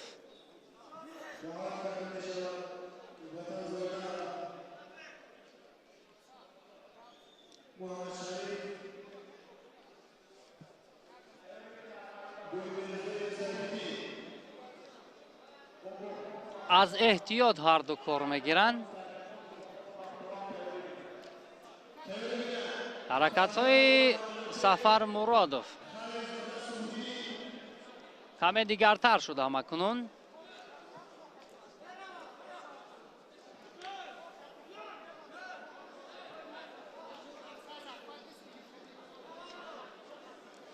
سر کتف میخواست پرتاب کند مقصد زایدوف، اما موفق نشد.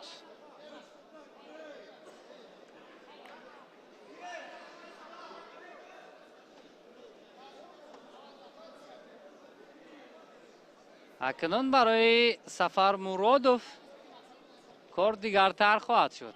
او پای برد که با رقیب بسیار هم جدی اندر میدان شده است.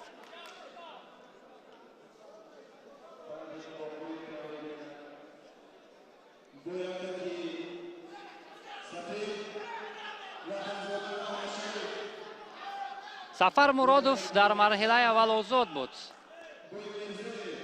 و رقابت را هم اکنون از دور دوم شروع میکند، اما مقصد زایدوف در مرحله اول امید ظریفوف را از خطلان یک تسلیم کرد. آگاهی به سفر مرادوف به خاطر کمفعالی.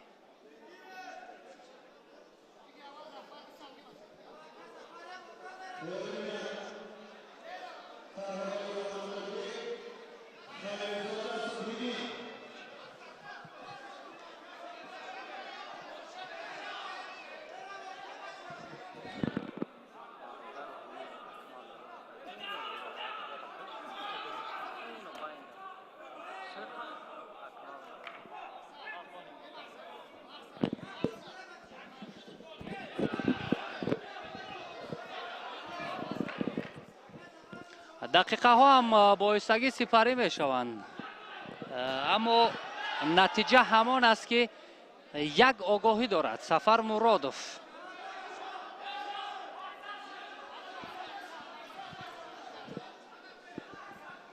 همین یک آگاهی او را از حریف قفا میماند.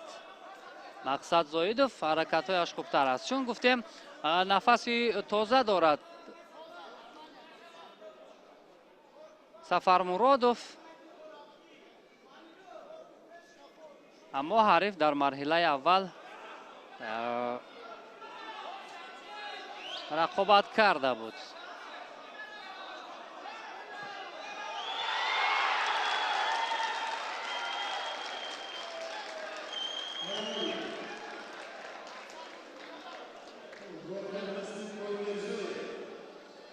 از آغاز رقابت هر دو این پهلوان معلوم بود که با احتیاط هنرنمایی میکنند، از احتیاط کار میگیرند و بالاخره همون احتیاطکاری تا دقیقه های آخر آمده رسید.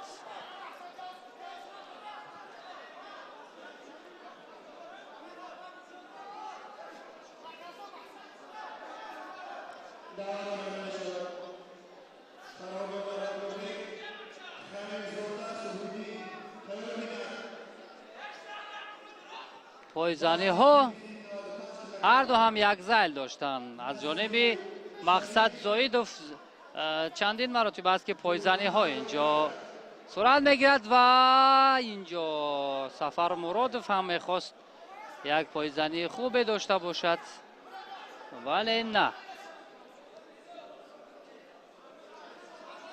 موفق شدن نتوانست. خوب بالاخره اکمل مرادوف برای ما و شما نشان داده می شود، برادر سفر مرادوف.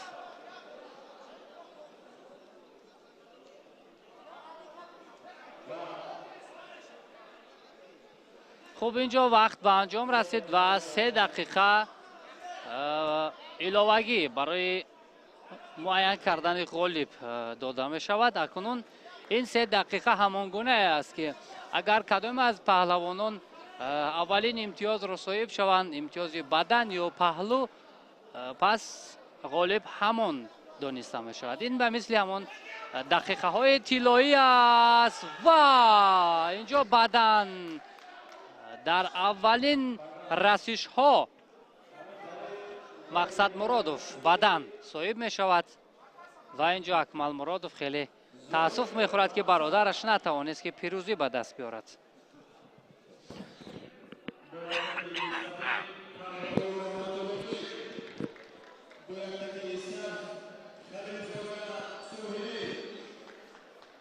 هرچند تلاش ها زیاد بود ولی بالاخره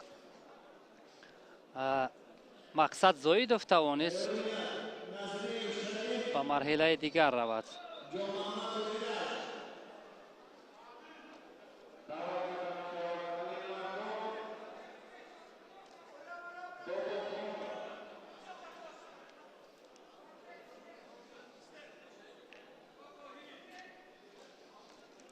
اکنون مرحله 4 یک نهایی شروع می شود. سیدجمال علیمردانوف لباس های سفید به بر کرده است و حریفش باشد باباخانوف بختاور. لباس های سبز با هم دیگر احترام می گذارند و از مرکز میدان رقابت را شروع می کنند.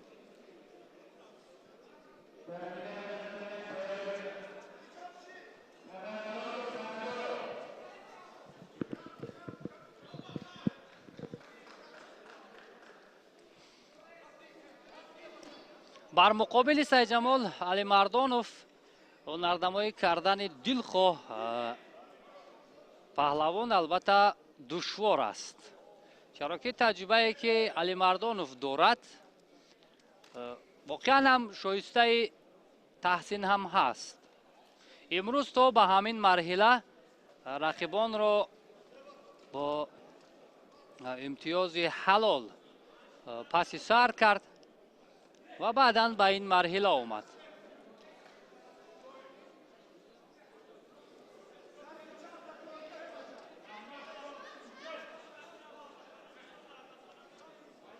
خوب توجه کنیم اگر به راه طی نموده سیدجمال علیمردانوف در مرحله اول یونس جمعهمدوف را از شهر نوی تا به مرکز تسلیم کرد و این حرکت سیدجمال علیمردانوف پهلو بهاگذاری می شود. در مرحله اول چون گفتیم یونس جمعهمدوف را شکست داد از شهر نوی تا به مرکز. بعدا در مرحله دوم وارث نوردین زاده را تسلیم کرد و بین دور آمد. اکنون بختاور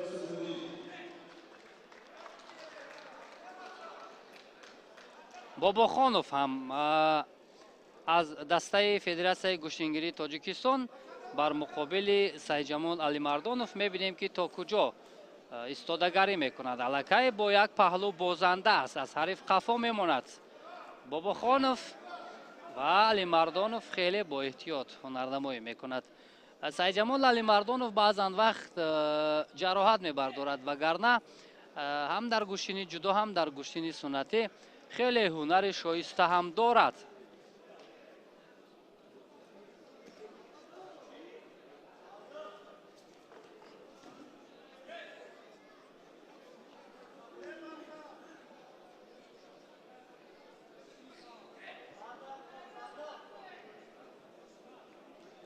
اکنون سیدجمال علیمردانوف با یک پهلو پیشرفت است و چون بالاتر گفتیم حریفان را با имтиёзи ҳалол шикаст медод ва акнун паҳлӯ дорад ва шояд барои паҳлӯи дуюм ҳам талош кунад, зеро Сайҷамол Алимардонов фикр мекунам барои кашол додани вақт талош нахоҳад кард. ва пойзанӣ ва бори дигар ду паҳлӯ инҷо ба имтиёзи комили ҳалол оварда расонид ва Сайҷамол Алимардонов роҳи худро ба марҳилаи чаҳор якниҳоӣ мебарад.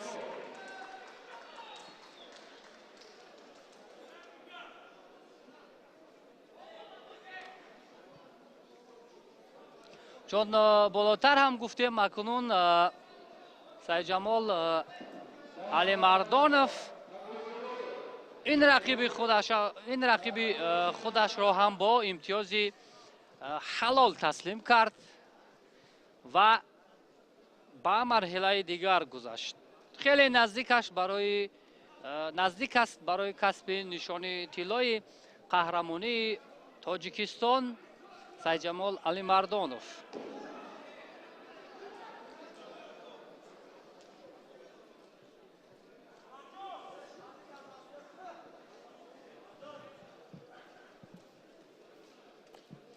таваҷҷӯҳ мекунем ба рақобати баъдӣ.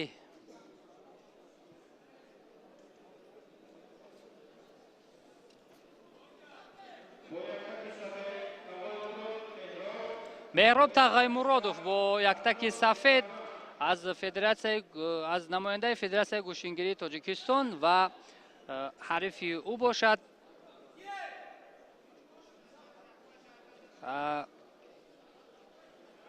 бо яктаки сафед бо яктаки сабз Шерафган Сардоров ҳам ҳунараш шоиста буд. бо эҳтимоли зиёд мо ҳунарнамоии Шерафганро бар муқобили Сайҷамол Алимардонов бубинем, вале акнун бояд аз ин марҳила гузарад.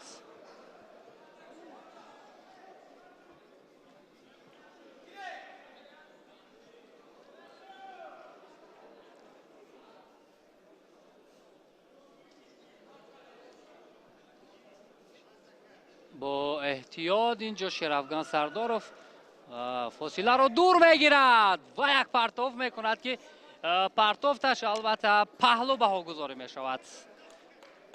ҳунари Шерафган Сардоров хеле шоиста аст. ҳунараш шоиста аст ва имрӯз имконияти хуби роҳ ёфтан ба марҳилаи дигарро дорад.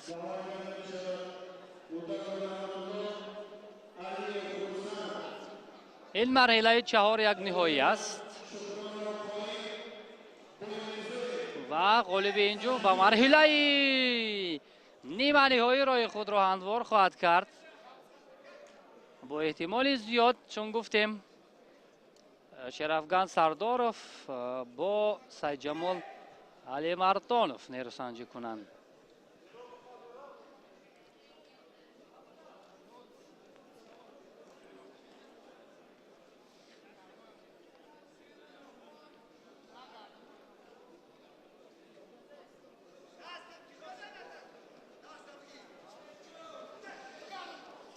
аз эҳтиёт кор мегирад инҷо Тағаймуродов.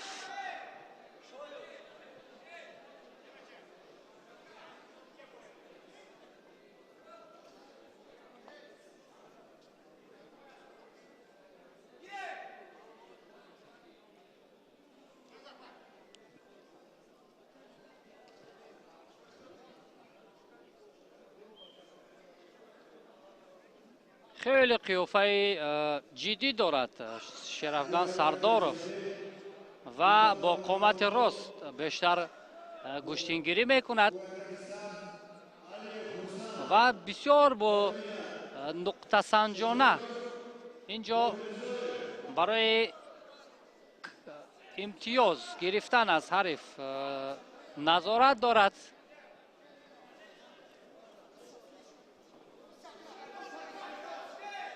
نه، اینجا این حرکت بعد از امر داور بود. هر دو هم از دایره معین شده بیرون بر اومدن. انا همین است. شرافگان سرداروف که خیلی چون گفتم جدی است قیافش و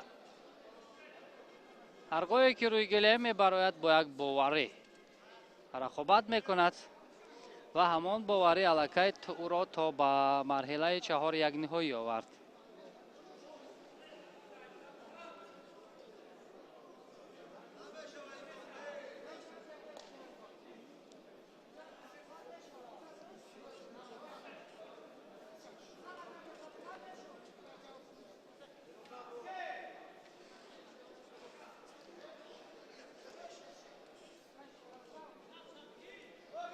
برای برآمدن از روی گلیم به آقای مرادوف مجازات میدهد، آگاهی میدهد داوری مرکز و مکنون با وجود آنه که امتیاز نداشت و ساری خافو میموند. خیلی اینجا فکری خوب هم کرد.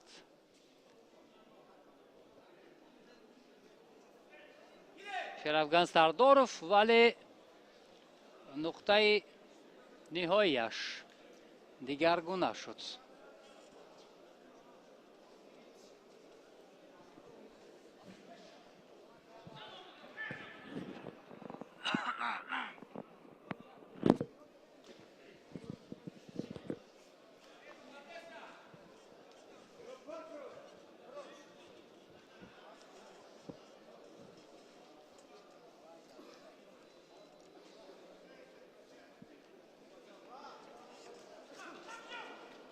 اکنون در دقیقه های آخر فعالتر میگردد تقای مرادوف، ولی تجربه خوبی شرافگان سرداروف برای کم اندر کم فرصت خواهد داد.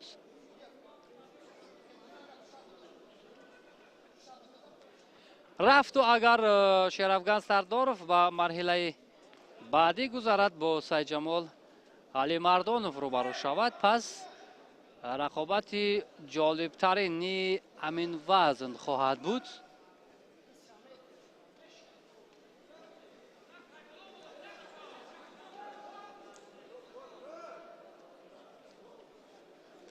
ثانیه های آخر در دقیقه های اول شرافگان سرداروف بیشتر تلاش میکرد، اما در ثانیه های آخر باشد دیگر آنقدر توجه به هجوم نمی کند، به قسمت دفاع گذاشته است.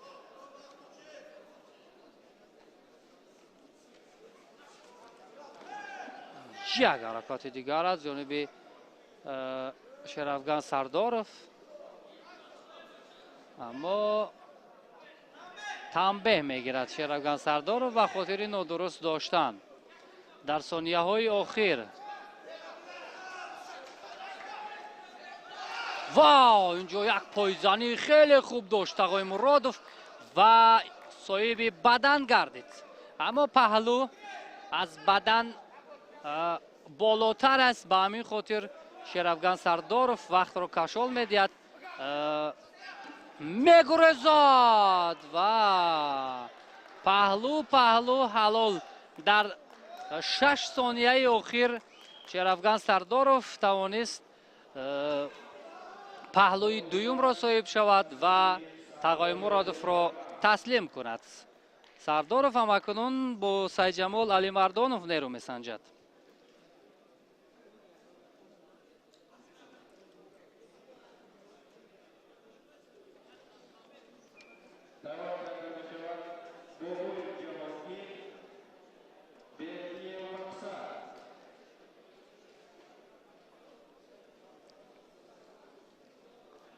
این همان لحظه‌های جالب، حرکت‌های جالبی که شرافگان سرداروف داشت.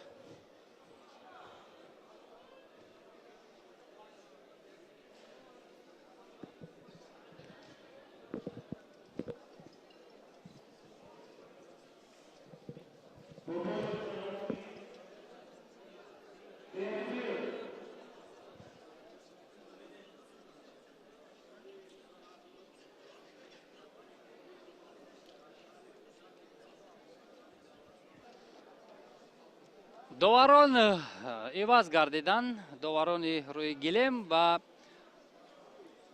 довари ӯзбекистони Чорьев довари марказ аст ва паҳлавонон ҳамакунон рӯи гилем меоянд. ҷаҳонгир бобоев либосҳои сафед ва бар кардааст. мақсад бердиев яктаки сабз. мақсад бердиев аз дастаи вилояти мухтори кӯҳистони Бадахшон аст.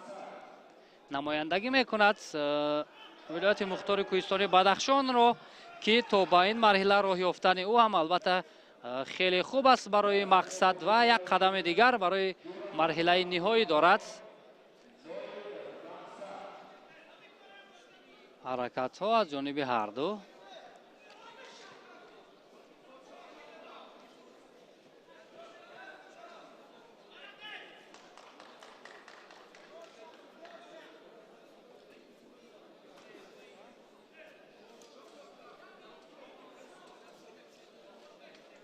бисёр ҳам як қомати рост ва бо ҷиддият мақсад бердиев инҷо ҳунарнамоӣ карда истодааст. намояндаи Бадахшон нисбат ба Эрач Бобоев, ҷаҳонгир Бобоев, мақсад аз ҷиҳати сину сол бузургтар аст.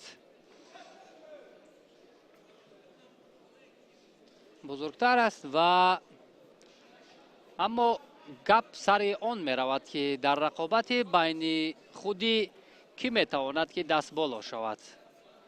ҷавонон ҳам имрӯз ҳунари шоиста нишон медиҳанд. ҷаҳонгир Бобоев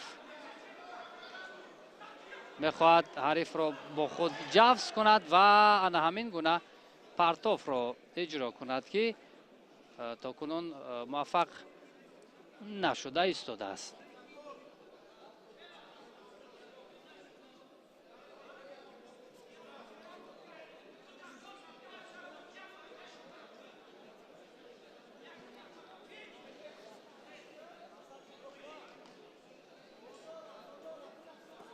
ва ҳалуки беруни пойро инҷо мехост истифода кунад ҷаҳонгир Бобоев.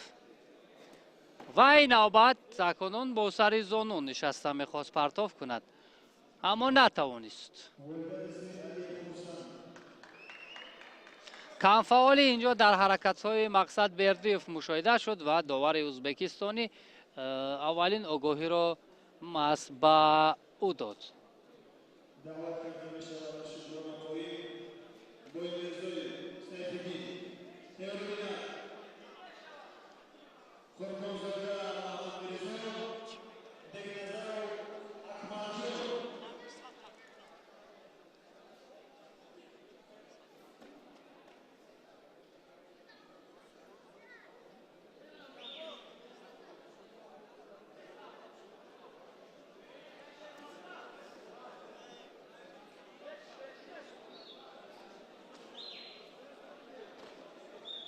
ҳарду ҳам як зайл доштанд ва иҷоза намедиҳанд ба ҳамдигар ки иҷрои усул кунанд. аммо ин навбат мақсад бердиев каме мавқеиятро дигар кард.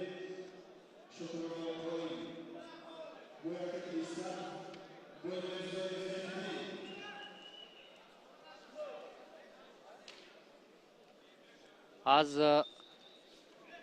пушти гиребони ҳариф хеле мустаҳкам доштааст ҷаҳонгир Бобоев, ё ҳамон пас гиребон. баъд аз сари остин ва анамин пойзании мақсад бердиев агар бо суръаттар мебуд барояш имтиёзовар ҳам мешуд, вале на.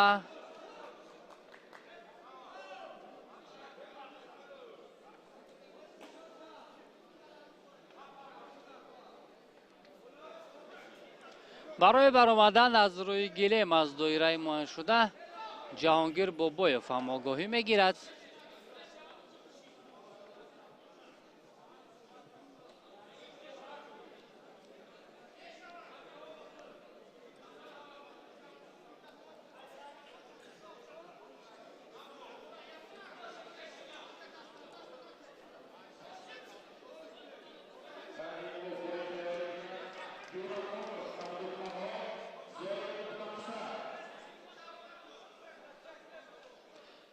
یک دقیقه دیگر تا انجام رقابت باقی مانده است، اما نتیجه تا کنون در همون تابلو یا نمولوحه ما نمیبینیم. با جز آگاهی که هر دو دارند، یکتایی آگاهی که این تقدیر رقابت رو حل نمیکند. یک حرکت دیگر از جانب جهانگیر بابایف بود.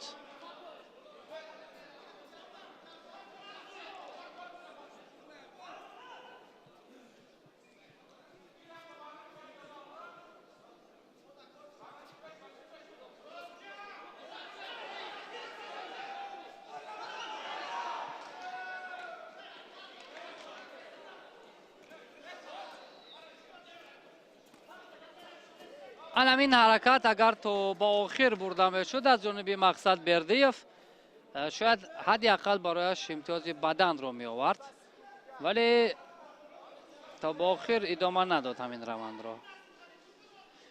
اگر در همین ثانیه های آخر یک پرتافت امتیاز آور یکی از این پهلوانان صاحب شود، پس وقت تمام شد. اکنون 3 دقیقه دیگر هر دو پهلوانان در اختیار میگیرند برای معین کردن غالب. این 3 دقیقه البته که برای پهلوانان دقیقه های طلایی هم به حساب می روند، زیرا اولین امتیازی که صاحب می شوند الکی غالب معین می گردد.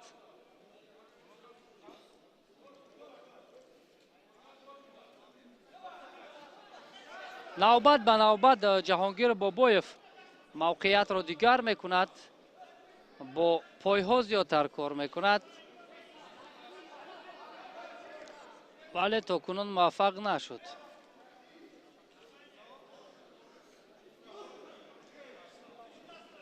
و اینجا اصول کمری را میخواست با کار ببرد،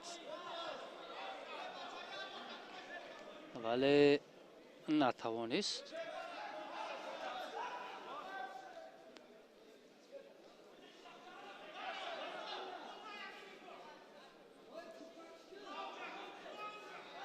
از سر یاسین داشته است جهانگیر.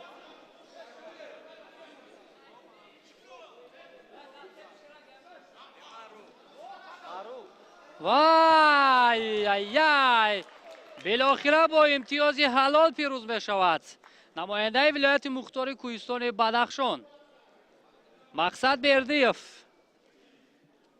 بردیف هم اکنون روی خود را با مرحله دیگر هموار کرد. یک قدم دیگر برای کسب امتیاز، برای کسب مدال باقی ماند برای بردیف.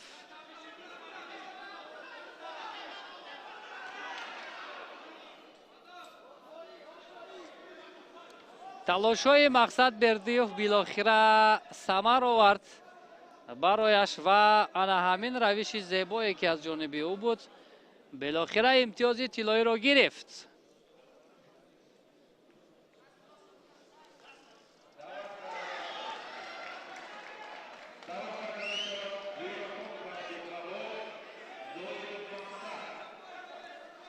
اکنون باز یک مقصد دیگر روی گله می آید.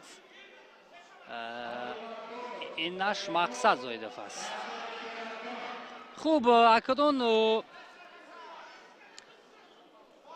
جورخانوف عبدالقهار از دسته دوشنبه 2 لباسهای سفید به بر کرده است و مقصد زایدف از دسته دوشنبه 1 یک تکی سبز در اکران‌های ما و شما بود یک لحظه و اکنون با احترام یک دیگر رقابت رو شروع میکنند.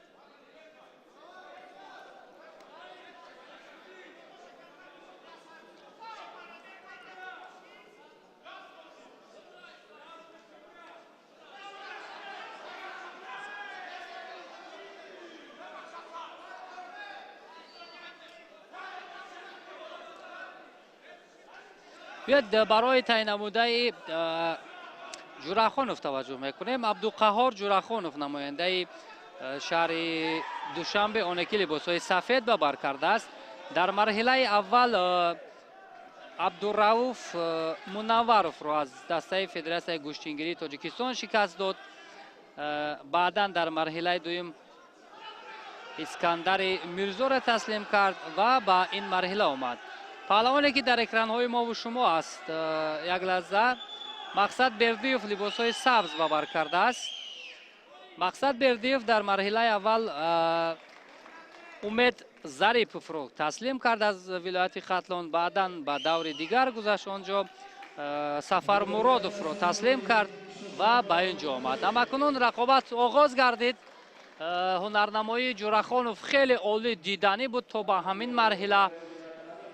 بسیار هم با یک حرکت های زیبا، با یک قوی ارادگی، با سرعت بلند هنرنمایی میکند جورخانوف و همکنون متوجه میکنیم که تا کجا این نوبت جورخانوف بر مقابل مقصد زایدوف موفق میشود.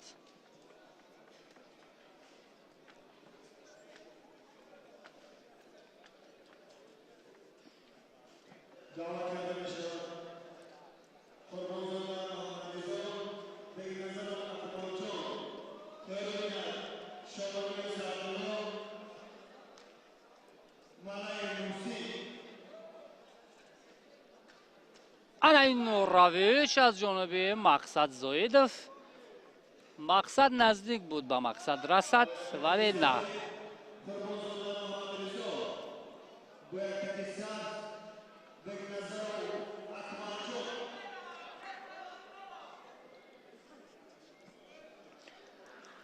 کدام از این پهلوانان اگر اینجا پیروزی به دست بیارند، بعدا بر مقابل بردیف هنرنمایی خواهند کرد. نماینده ولایت مختار کوهستانی بدخشان مقصد بردیف و مقصد زایدوف هم اکنون لباس های سبز به بر کرده است با جورخانوف. آن در میدان می شود. خیلی موقعیت مناسب بود ولی در حال جورخانوف خود را از این حالت برآورد. عبدالقهار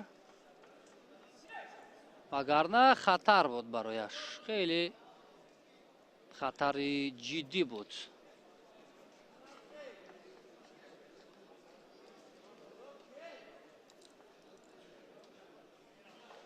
از گریبان مستحکم داشته است اینجا مقصد زایدوف.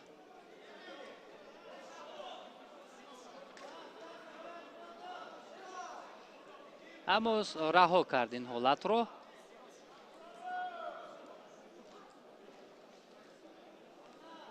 خیلی جوسه بزرگ و یک سیمای قوی دارد جورخانوف. یک و یک باره به هجوم میگذارد و حریف را تسلیم میکند.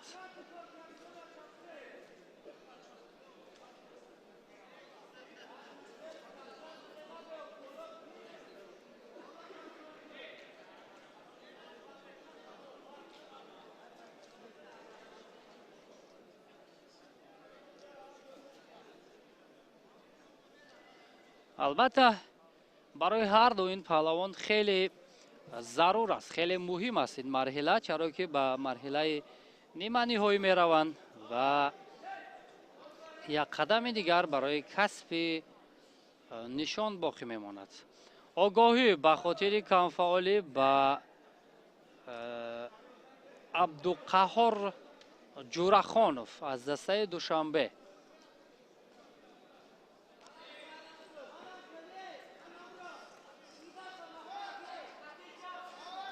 انا اکنون یک موقعیت رو یک لحظه پیدا کرد جورخانوف ولی نه، سر زانو نشسته میخواست پرتاب کند مقصد زایدوف، اما برای دشوارتر میشود با سر کتف پرتاب کردن انا همین حریفش.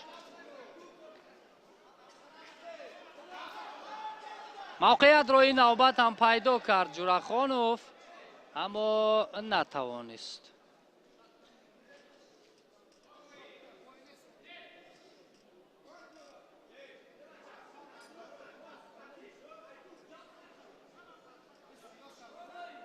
آگاهی به مقصد зоидов акунун аз ҷиҳати муҷозот ҳар ду ҳам баробар шуданд.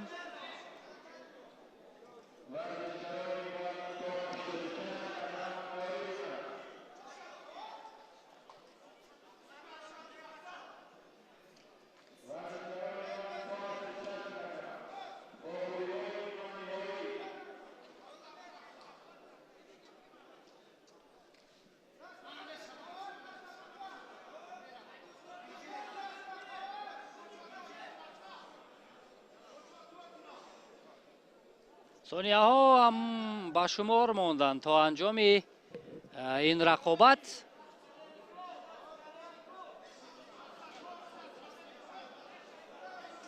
вале то кунун имтиёз нест. ҳар ду паҳлавонҳо ҳам натавонистанд ки имтиёзи заруриро соҳиб шаванд. ин ҳариф барои ҷурахонов мушкил афтод, вагарна ҳарифони қаблиро ба осонӣ таслим кард. мақсад зоидов ҳам таҷриба дидааст, ба ҳамин хотир ҳунари хуб нишон медиҳад бар муқобили ҳарифаш. нохост ангушти ҷурахонов ба рӯи мақсад зоидов афтид.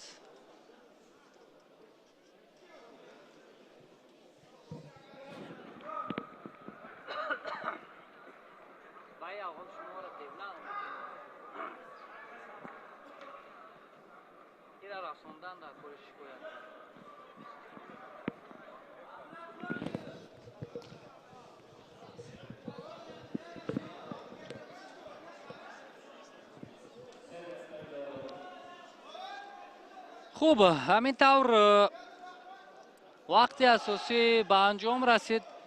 3 дақиқаи дигар барои муайян кардани ғолиб. акунун вақти иловагӣ замб карда шуд ва мебинем ки кӣ метавонад ки ҳамон имтиёзи заруриро соҳиб шавад.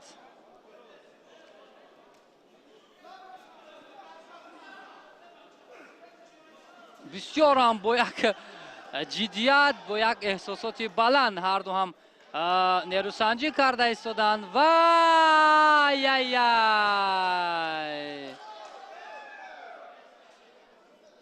ин ҳаракатҳои мақсад зоидов ки мехост аввалин шуда ҳамла кунад, бар зарари ӯ шуд ва абдуқаҳҳор ҷурахонов дасташ боло мешавад ва ба марҳилаи ниманиҳоӣ меравад.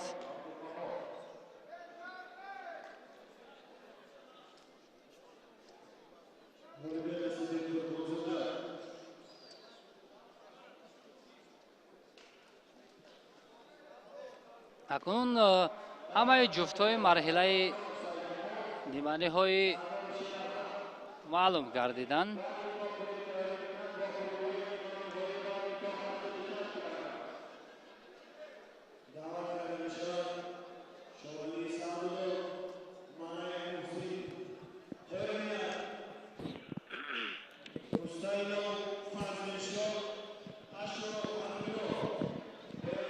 акунун яке аз ҷолибтарин рақобатҳо дар вазни 95 килограмм ҳам акунун шурӯъ мешавад. Сайҷамол Алимардонов либосҳои сафед ба бар кардааст ва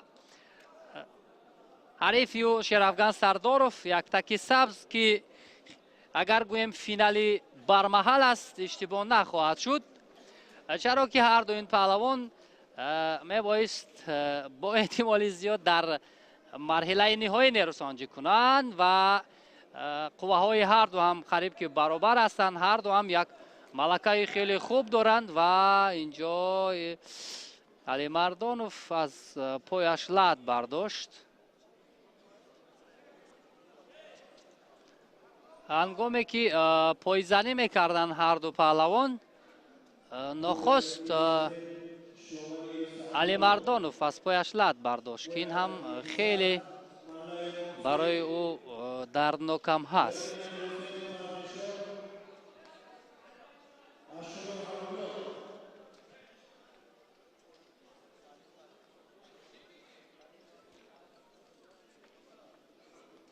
ана ҳамин ҳолат буд пойзанӣ аз ҷониби инҷо худи алимардонов ҳангоме ки пойзанӣ мекард ана ҳамин ҳолат ва баъдан ангушташ гумонам лат бардошт ё банди пояш аз банди пояш инҷо алимардонов лат бардошт ва то куҷо метавонад ки рақобатро идома диҳад.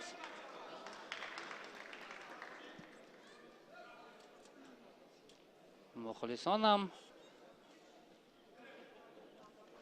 мунтазири он ҳастанд ки паҳлавонон як қувозмоии ҷолибро ба намоиш гузоранд.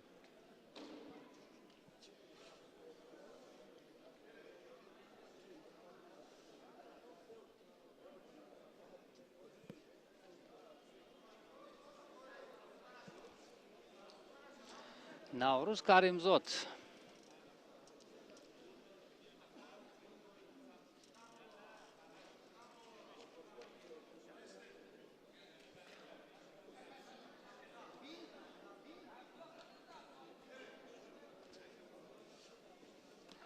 хуб ба ҳамин тавр саидҷамол алимардонов бо шеравган сардоров нерӯ месанҷад.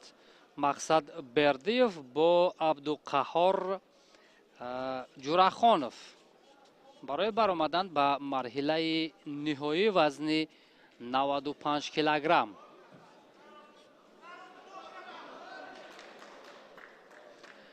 дар маҷмӯъ дӯстони азиз рақобатҳо дар ду рӯз хеле хуб ҷараён гирифтанд. сатҳи ташкилии мусобиқа ҳам дар сатҳи баланд буд ва тавонистанд ки дастандаркорон як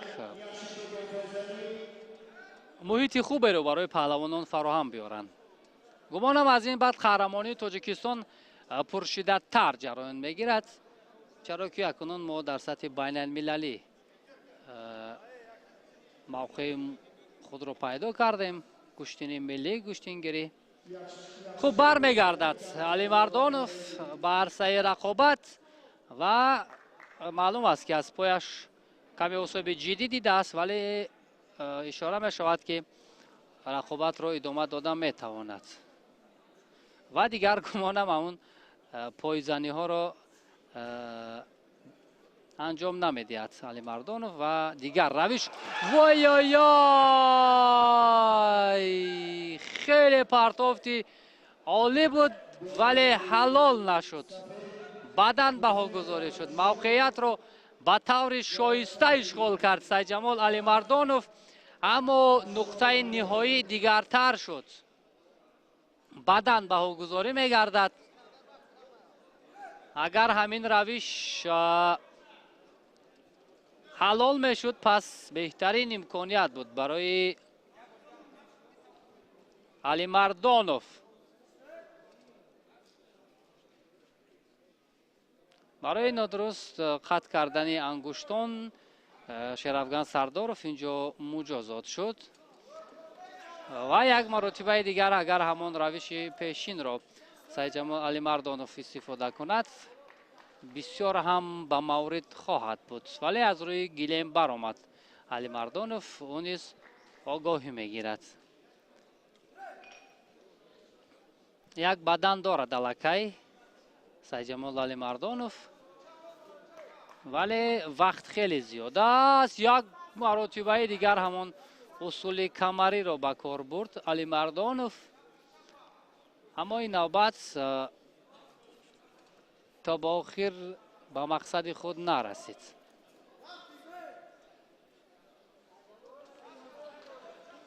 аз марказ бояд шурӯъ кунанд рақобатро.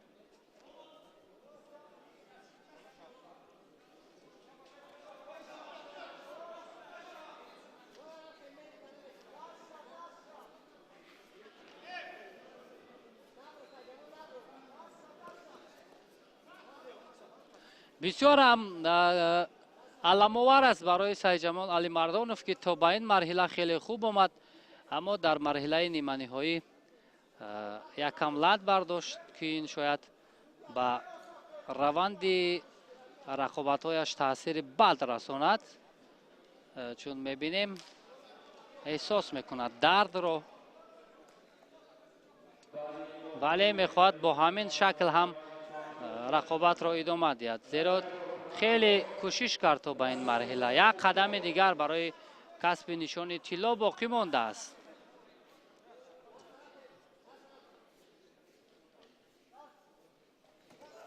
вой боз бо ҳамон пои ладбардоштааш мехост иҷрои усул кунад.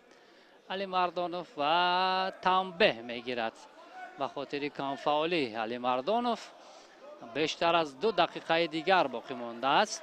агар фаъолии худро нишон надиҳад Алимардонов, пас ӯро огоҳии сеюм таҳдид мекунад. вале дар ин маврид мехост як амалкарди хеле диданиро ба анҷом расонад Алимардонов, вале натавонист.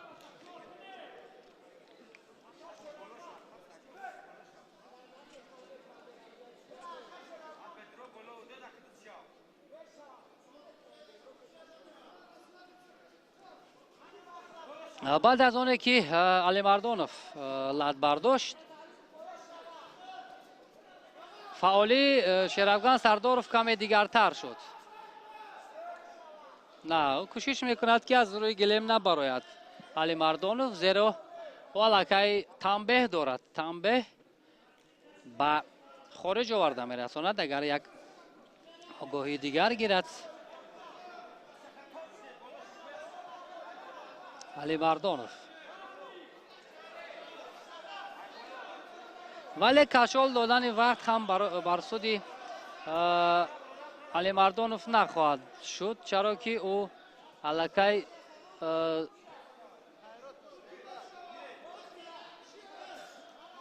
вале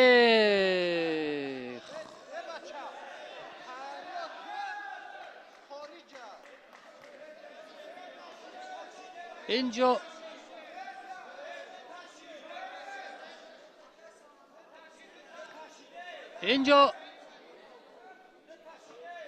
аллакай Алимардонов 2 огоҳӣ дошт, аммо инҷо ишора мекунанд ки ин огоҳии дуюм аст. нав огоҳии дуюмро мегирад Алимардонов. қабл аз ин онҷо иштибоҳам шуд. Алимардонов 2 огоҳӣ дошт. ин аллакай огоҳии сеюм буд, хориҷ буд, вале онҷо ишора шуд ки огоҳии дуюм аст. ба ҳар ҳол рақобат идома мекунад. Шеравган Сардоров ҳамоно талош дорад ки имтиёз ситонад ва оё метавонад ки партов кунад Сардоров, вале Алимардонов ба ӯ имконият намедиҳад. вале билохира бо ҳамон пои лад бардоштааст, бо як пойзанӣ ва қувваи дастон бо имтиёзи ҳалол Саидҷамол Алимардонов ба марҳилаи ниҳоӣ меравад. билохира таҷрибаи бисёрам ғании Саидҷамол Алимардонов кори худро кард ва мухлисонам барояш каф мекӯбанд. бо ана ҳамин гуна заифиятан агар гӯем таслим нашуд ва роҳи худро ба марҳилаи ниҳоӣ бурд.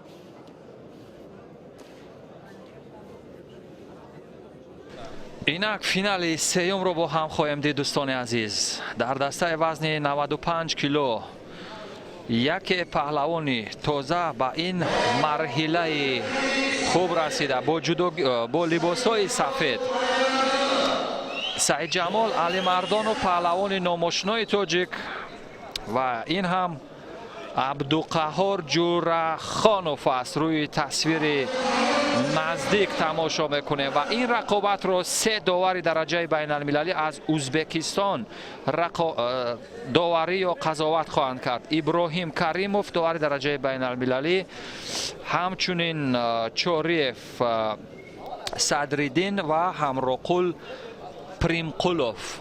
3 داوری که از ازبکستان داوران درجه بین المللی هستند به خاطر دخالت نکردن دیگر داوران از تاجیکستان با این جریان خود داوران قضاوت خواهند کرد و هر یک نکات مورد نظر پهلوانان، هر یک حرکات عادی ترین جزئیات حرکات این ورزشکاران را در مد نظر خواهند گرفت و در نهایت ورزشکار خوششانس آنه که بیشتر و خوبتر در مرحله های تمرینی زحمت کشیده است پیروزی رو به دست خواهد آورد و او را طبیعی است که بخت و اقبال خواهد خندید. اما اکنون به نظر می رسد در حال قپیدن خوب است جورخانوف، اما ورود نمی شود و سعید جمال هم نمی گذارد تا ورود از سوی عبدالقهار جورخانوف صورت بگیرد. موقعیت قپیدن خوب است ولی یکم راهی ببینید داور هم رقابت را منع می کند و به کدامین آگاهی می دهد. با سعید جمال به خاطر کمکاری قپیده ایستادن، اجرای اصول نکردن و همچنین مانع حمله های حریف شدن به همون یک نوع قپیدن، این باعث به آن گردید که یک آگاهی به سعید جمال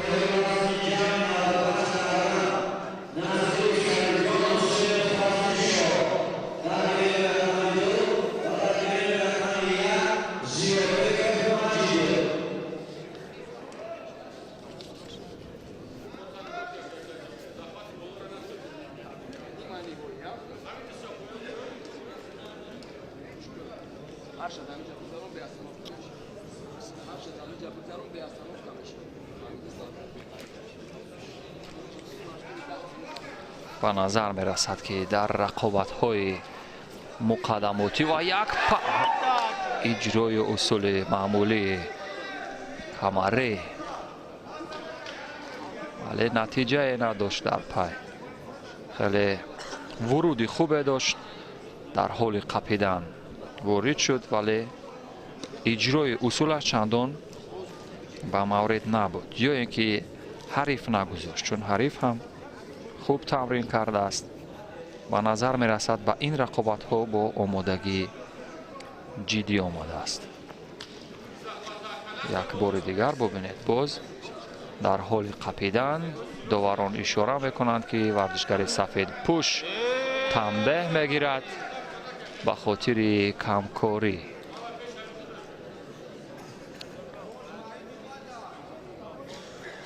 پای سعید جمال به نظر می رسد آسیب سخت دیده است، از این رو نمی تواند در حال فرم معمولی یا فرم خوب با حریف حمله کند.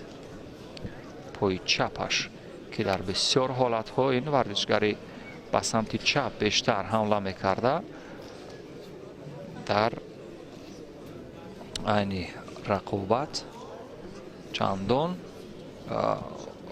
حالت خوبی ورزشی رو نداشته باشد. 1.5 دقیقه بیشتر تا پایان وقت اساسی فرصت باقی مانده است.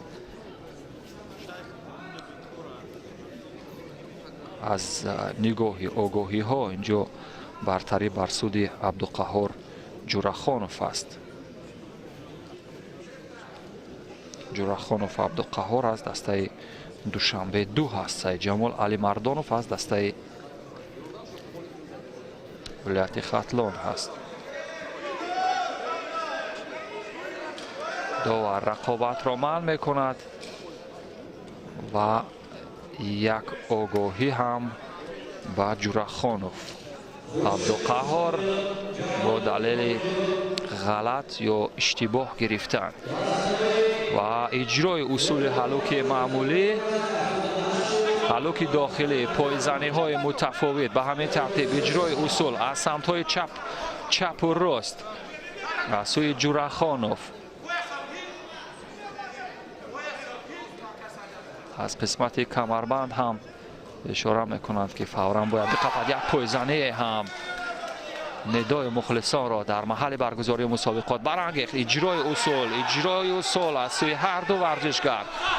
علی مردانوف اکنون به نظر می رسد که دیگر درد پایش رو هم فراموش کرده، با خط حمله بیشتر توجه کند، میکند همین کار رو، ولی پایزنی و این بدن است در 12 ثانیه تا پایانی وقتی اساسی باقی مونده. عجب کار شایسته. خیلی عالی، خیلی عالی. به نظر می رسد که سعید جمال علی مردانوف در این رقابت ها آماده تر بوده. 12 ثانیه فقط به خط حمله سعید جمال نمی گذارد. 9-8 تا رسیدن به عنوان چمپیونی در میان ورزشگران تا وزن 95 کیلو. ببینید راهی فرار سعید جمال هم وقت تمام شود. به همین ترتیب سعید جمال علی مردانوف در دسته وزن 95 کیلوگرم با یک بدن کمترین یا حد اقل امتیازها توانست که به پیروزی برسد، با وجود آنه که پای چپش آسیب دیده بود. شور و شوق هزاران مخلصش را ببینید که برانگیخت. همگان با کفکوبی سعید جمال را پذیرفتند و به همین ترتیب او را برای رسیدن به عنوان چمپیونی در این مسابقات گشتنگیری تاجیکستان تبریک گفته است. این هم نوارهای آهسته سوس کرده شده، پایزنی های گوناگون بیشتر در این رقابت ها کاربرد شد و همانطور که مشاهده کردیم دوستان عزیز، ورزشگری که در رقابت های نیمانی های بازنده می شود آنها با گرفتن زینه سیوم مشرف می شوند و آنهایی که در فینال بازنده می شوند زینه دویم را می گیرند و برنده علاقه معلوم که چمپیون تاجیکستان در سال 2023 می گردد. سعید جمال علی مردانوف را تبریک می گویم بر نشانی طلا یا مدال طلا و عبدالقهار جورخانوف باشد برنده مدال نقره شد.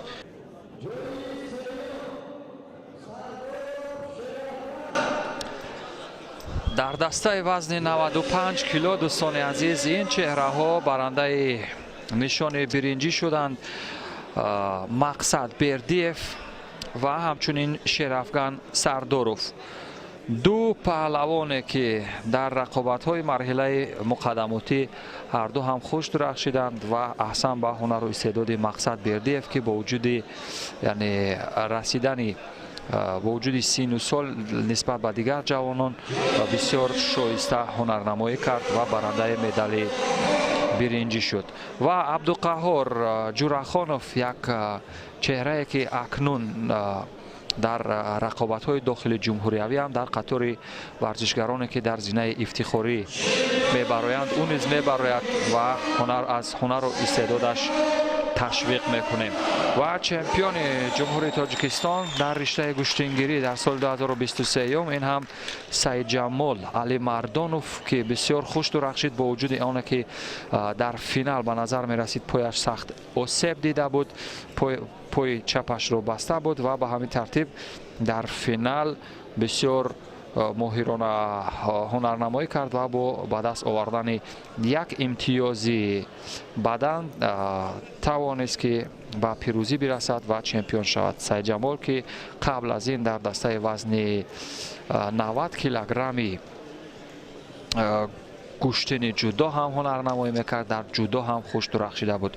بالاخره قدرت و متانت این ورزشگران باعث شد در میان حدود 31 ورزشگر دسته وزنی تا 95 کیلوگرم که به زینه افتخاری برآیند و در قطار چهارگانه بهترین های دسته وزنی 95 کیلو شامل شوند. یک بار دیگر نیز غالبان را تبریک میگویم و آرزوی درخشندگی آنها را نیز در رقابت‌های مسابقات گشتنگیری بین المللی میکنیم.